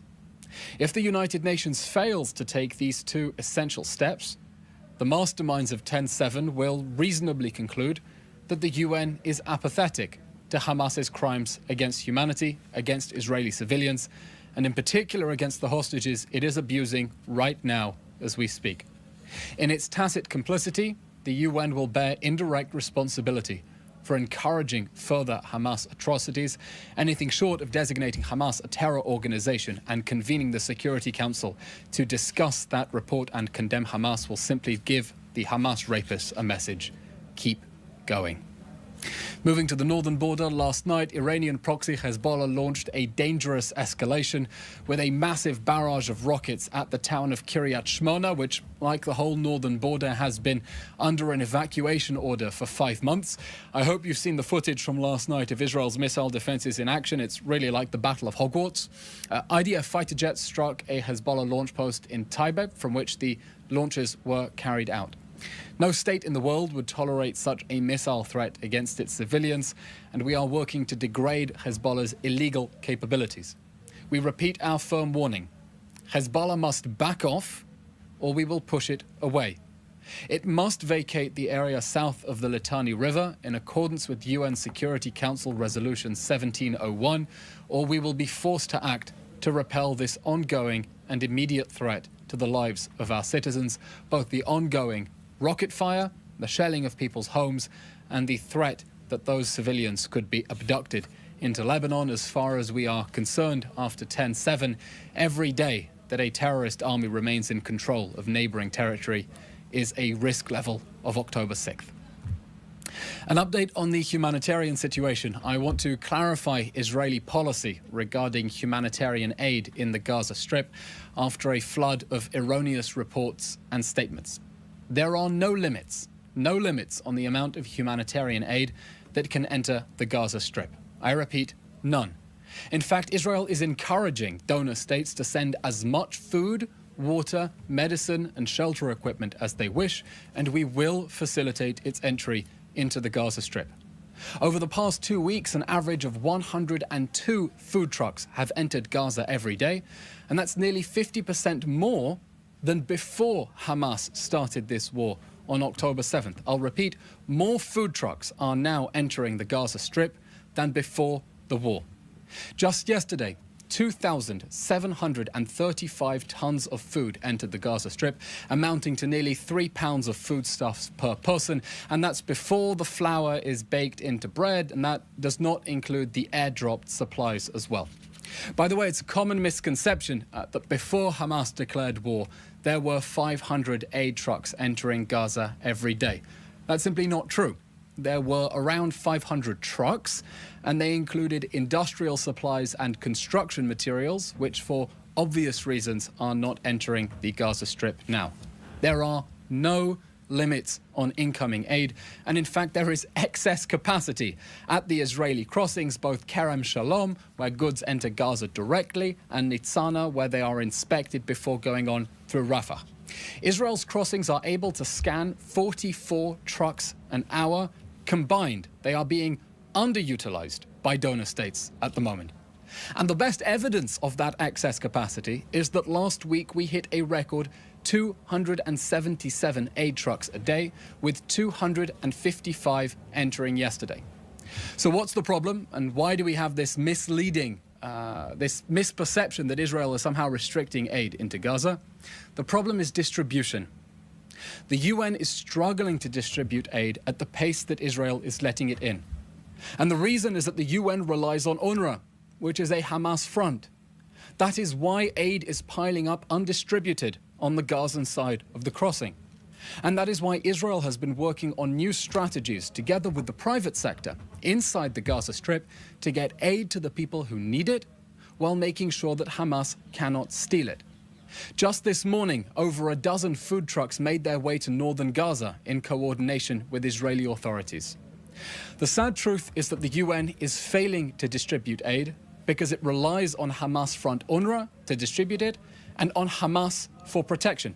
In fact, I was shocked to see the statement from Mr. Satterfield at the UN State Department just last week. I think the first time that foreign officials have admitted that until now, the United Nations has been relying on Hamas protection. Of course, that's letting the fox into the chicken coop when we know that Hamas is stealing aid. The international officials pointing the finger at Israel are trying to scapegoat Israel for the UN's own failure, while Israel is urging the UN to activate more effective aid agencies, rely on alternative distribution mechanisms, and urging foreign states to send as much aid as they want. The State of Israel categorically rejects and condemns these efforts that feed directly into Hamas's propaganda war and are intended to save Hamas from the consequences of the war that it started. We will accept being scapegoated no longer.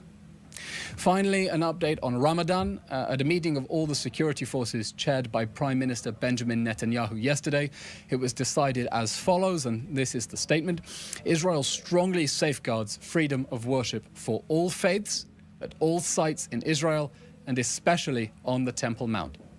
Ramadan is, of course, sacred to Muslims. Its sanctity will be upheld this year as it is every year. During the first week of Ramadan, the entry of worshippers to the Temple Mount will be permitted, similar to numbers in previous years. A weekly assessment of the security and safety aspects will be held, and a decision will be made accordingly. Israel, of course, wishes all our Muslim citizens and neighbors a Ramadan Kareem and a holiday full of self-reflection, compassion, and generosity in the embrace of their friends and families. It's the end of today's update. We'll now, of course, take your questions. Thank you. Thank you. First question on Ramadan from Naomi Sherbel-Ball at the BBC. How worried are you about tensions rising in Jerusalem during Ramadan? We are, of course, familiar from experience, unfortunately, that Ramadan is often an occasion when extremist elements try to whip up and inflame violence. We are working to deter that and dissuade that. As I said, we will continue to facilitate access to the Temple Mount for worship, as in previous years. Make clear that is our policy, and will, of course, work firmly against anyone determined to disturb the peace and interfere in peaceful worship. Thank you. Question from AWP. How do you respond to the accusation leveled by Hamas against Israel regarding evading commitments to reach an agreement to end the war in the Gaza Strip? What are the main challenges you consider as obstacles to reaching a comprehensive agreement with Hamas? There will be no comprehensive agreement with Hamas. This war will end with the defeat of Hamas or with its surrender. That is the only way that the war can end after the horrific atrocities of 10/7, as we saw from the UN Special Rapporteur's report. Those sexual atrocities included acts of necrophilia against the victims' bodies. This war will end with the defeat of Hamas or its surrender. As we do that, we are working to dismantle Hamas's military and governing system in the Gaza Strip, release the hostages, make sure that Gaza can never pose a threat to the people of Israel again. Those are the three goals of this war, our response to the war that Hamas started, and we will continue to do that. Within that, we do want to see a temporary pause in the fighting for humanitarian purposes that will enable us to get hostages out. That was what happened in November. We had a hostage release pause that Hamas decided to terminate unilaterally and prematurely and stop releasing all the women and children. We want a framework that will see a temporary pause to get those poor hostages out. They've been stuck there for 152 days, but this war will end ultimately with the total defeat of Hamas or its surrender. The lesson of 10/7 is that we cannot accept the control of neighboring territory by a terrorist organization with openly and avowedly genocidal goals against our people. Thank you. Second question from AWP. Does Israel believe there is an opportunity to achieve a peaceful and lasting solution with the Palestinians in the near future? And connected to that, how do you envision the future of relations with Arab countries after the conclusion of the conflict? Israel, of course, wants to see peace with all of our neighbors around the region and our Palestinian neighbors. In order for that to happen, the Palestinians need to give up their 100-year war against the Jewish people. They need to relinquish that war against any sovereign Jewish existence between the river and the sea. The Prime Minister has been clear with his 3D vision for peace with regards to Gaza that the prerequisites for peace are the destruction of Hamas, the demilitarization of Gaza, and the de-radicalization of Palestinian society. We cannot have another generation of Palestinian children being brought up on a diet of jihad and indoctrination, being taught to embrace violent struggle against Israel instead of embracing a future of peace with it.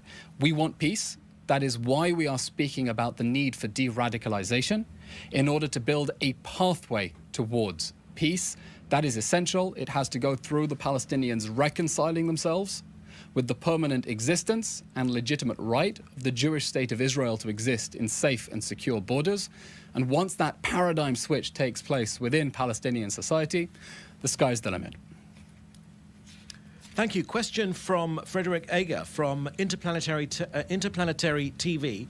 According to reports by Sky News in Arabic on March 5th and by Ashaq al-Awsat in January, Yahya Sinwar has reportedly faced criticism and internal discord from the Hamas leadership for unilaterally authorizing the October 7th attack without consulting other Hamas leaders or the political bureau.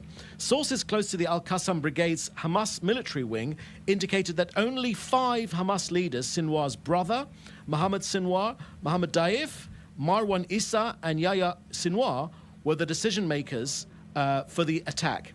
Knowledge of the attack reached the larger circle of Hamas leaders, including Ismail Haniyeh, the political bureau, and Salah Ori, only a few hours before the attack. Does Israel's government, based on its intelligence, reports and assessments, confirm or deny these reports that the launch of the October 7th massacre was the sole decision of Yahya Sinwar?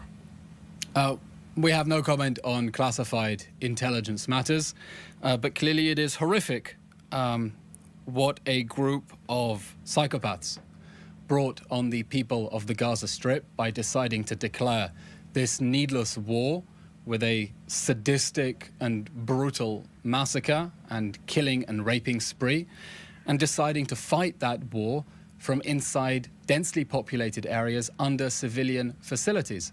I can't comment on who specifically knew about the order to declare war on October 7th, but the fact that Hamas has spent 16 years deliberately building a network of military assets underneath civilian areas, with tunnel shafts poking out in schools, homes, hospitals, and mosques, that was not a secret reserved to a select few in the Hamas leadership. It was a project that brought on board the mass mobilization of Hamas, that dedicated tremendous resources and talent towards the October 7 massacre.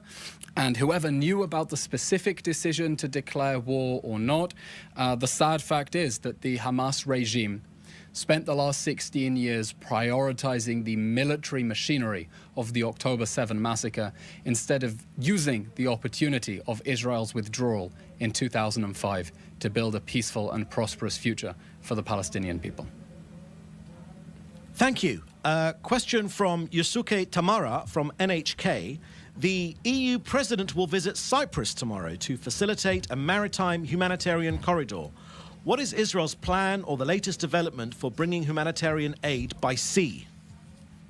We are constantly exploring new ways to get aid into Gaza in a way that makes sure that aid reaches the people who need it and that Hamas cannot steal it.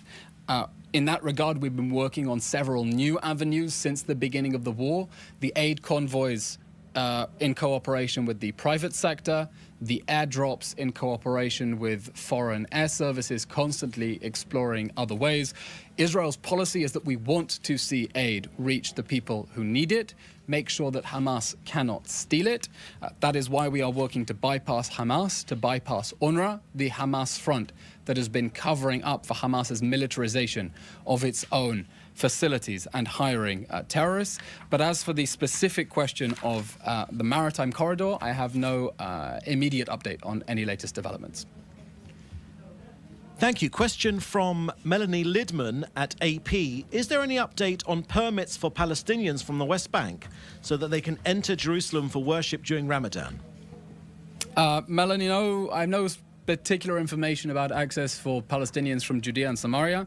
As I said, following the meeting that the Prime Minister chaired with all elements of the security forces, it was decided that during the first week of Ramadan, the entry of worshippers to the Temple Mount will be permitted, similar to numbers in previous years, and there will be a follow-up weekly assessment to take consideration of security needs and public safety concerns.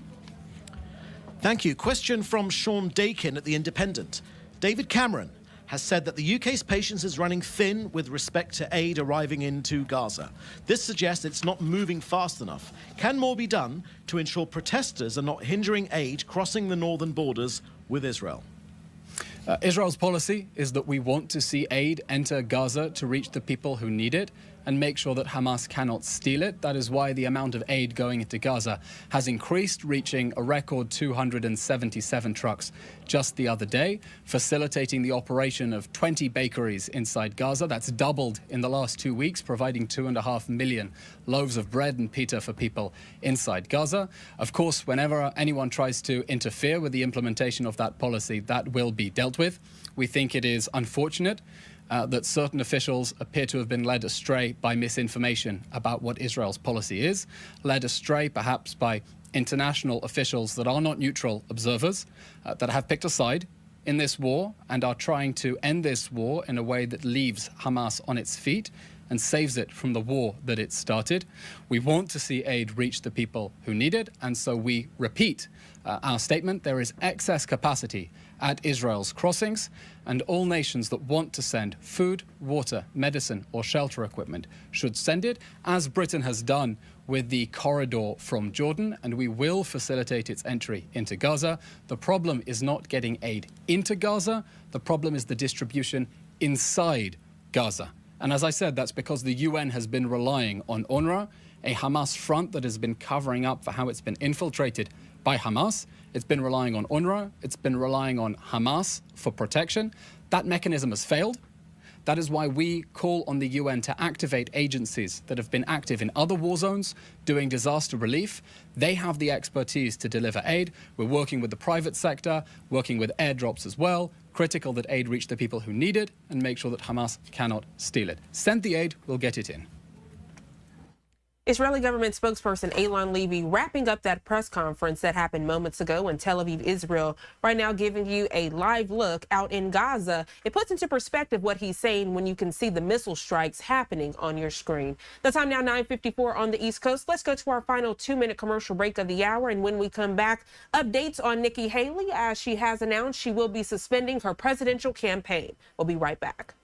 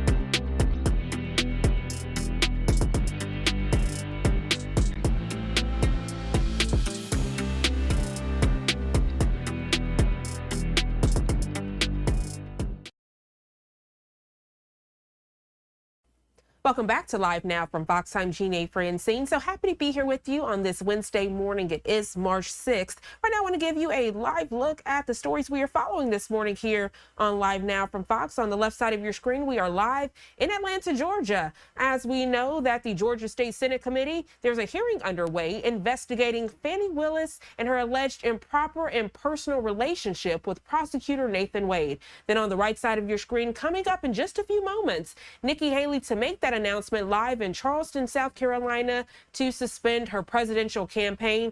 And of course, giving you a live look out in Gaza in that bottom box as talks of a ceasefire have stalled, according to Egyptian officials. And goodness, you can see, just as I was saying it, they pan to another missile strike as this war rages on. Let's continue to listen in live in Atlanta, Georgia, as this Georgia State Senate Committee is holding this hearing investigation into Fani Willis and her alleged improper and personal relationship with prosecutor Nathan Wade.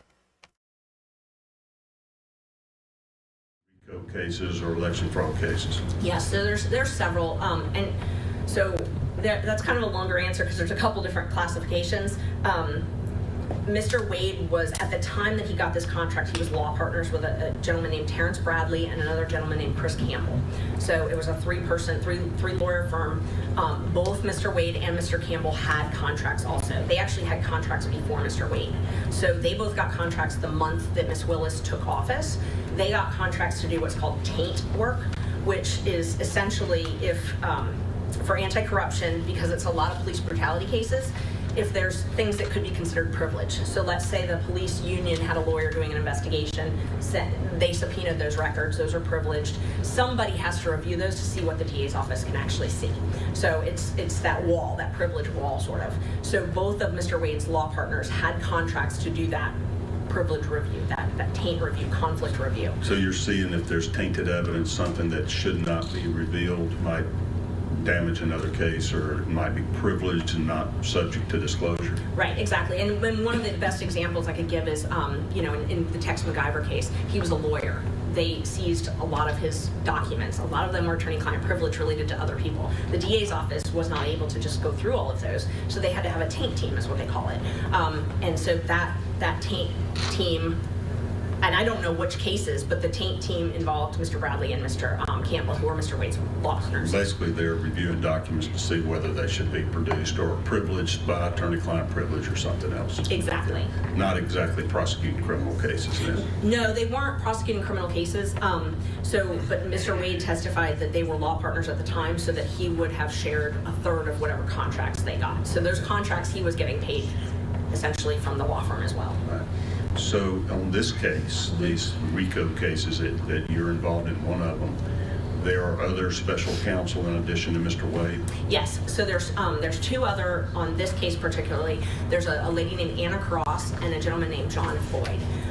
And John Floyd has worked with the DA's office for many years. I actually was involved in another RICO case year before this one, which luckily my client resolved his case, so I'm no longer involved in. But that case, John Floyd had also helped craft the indictment.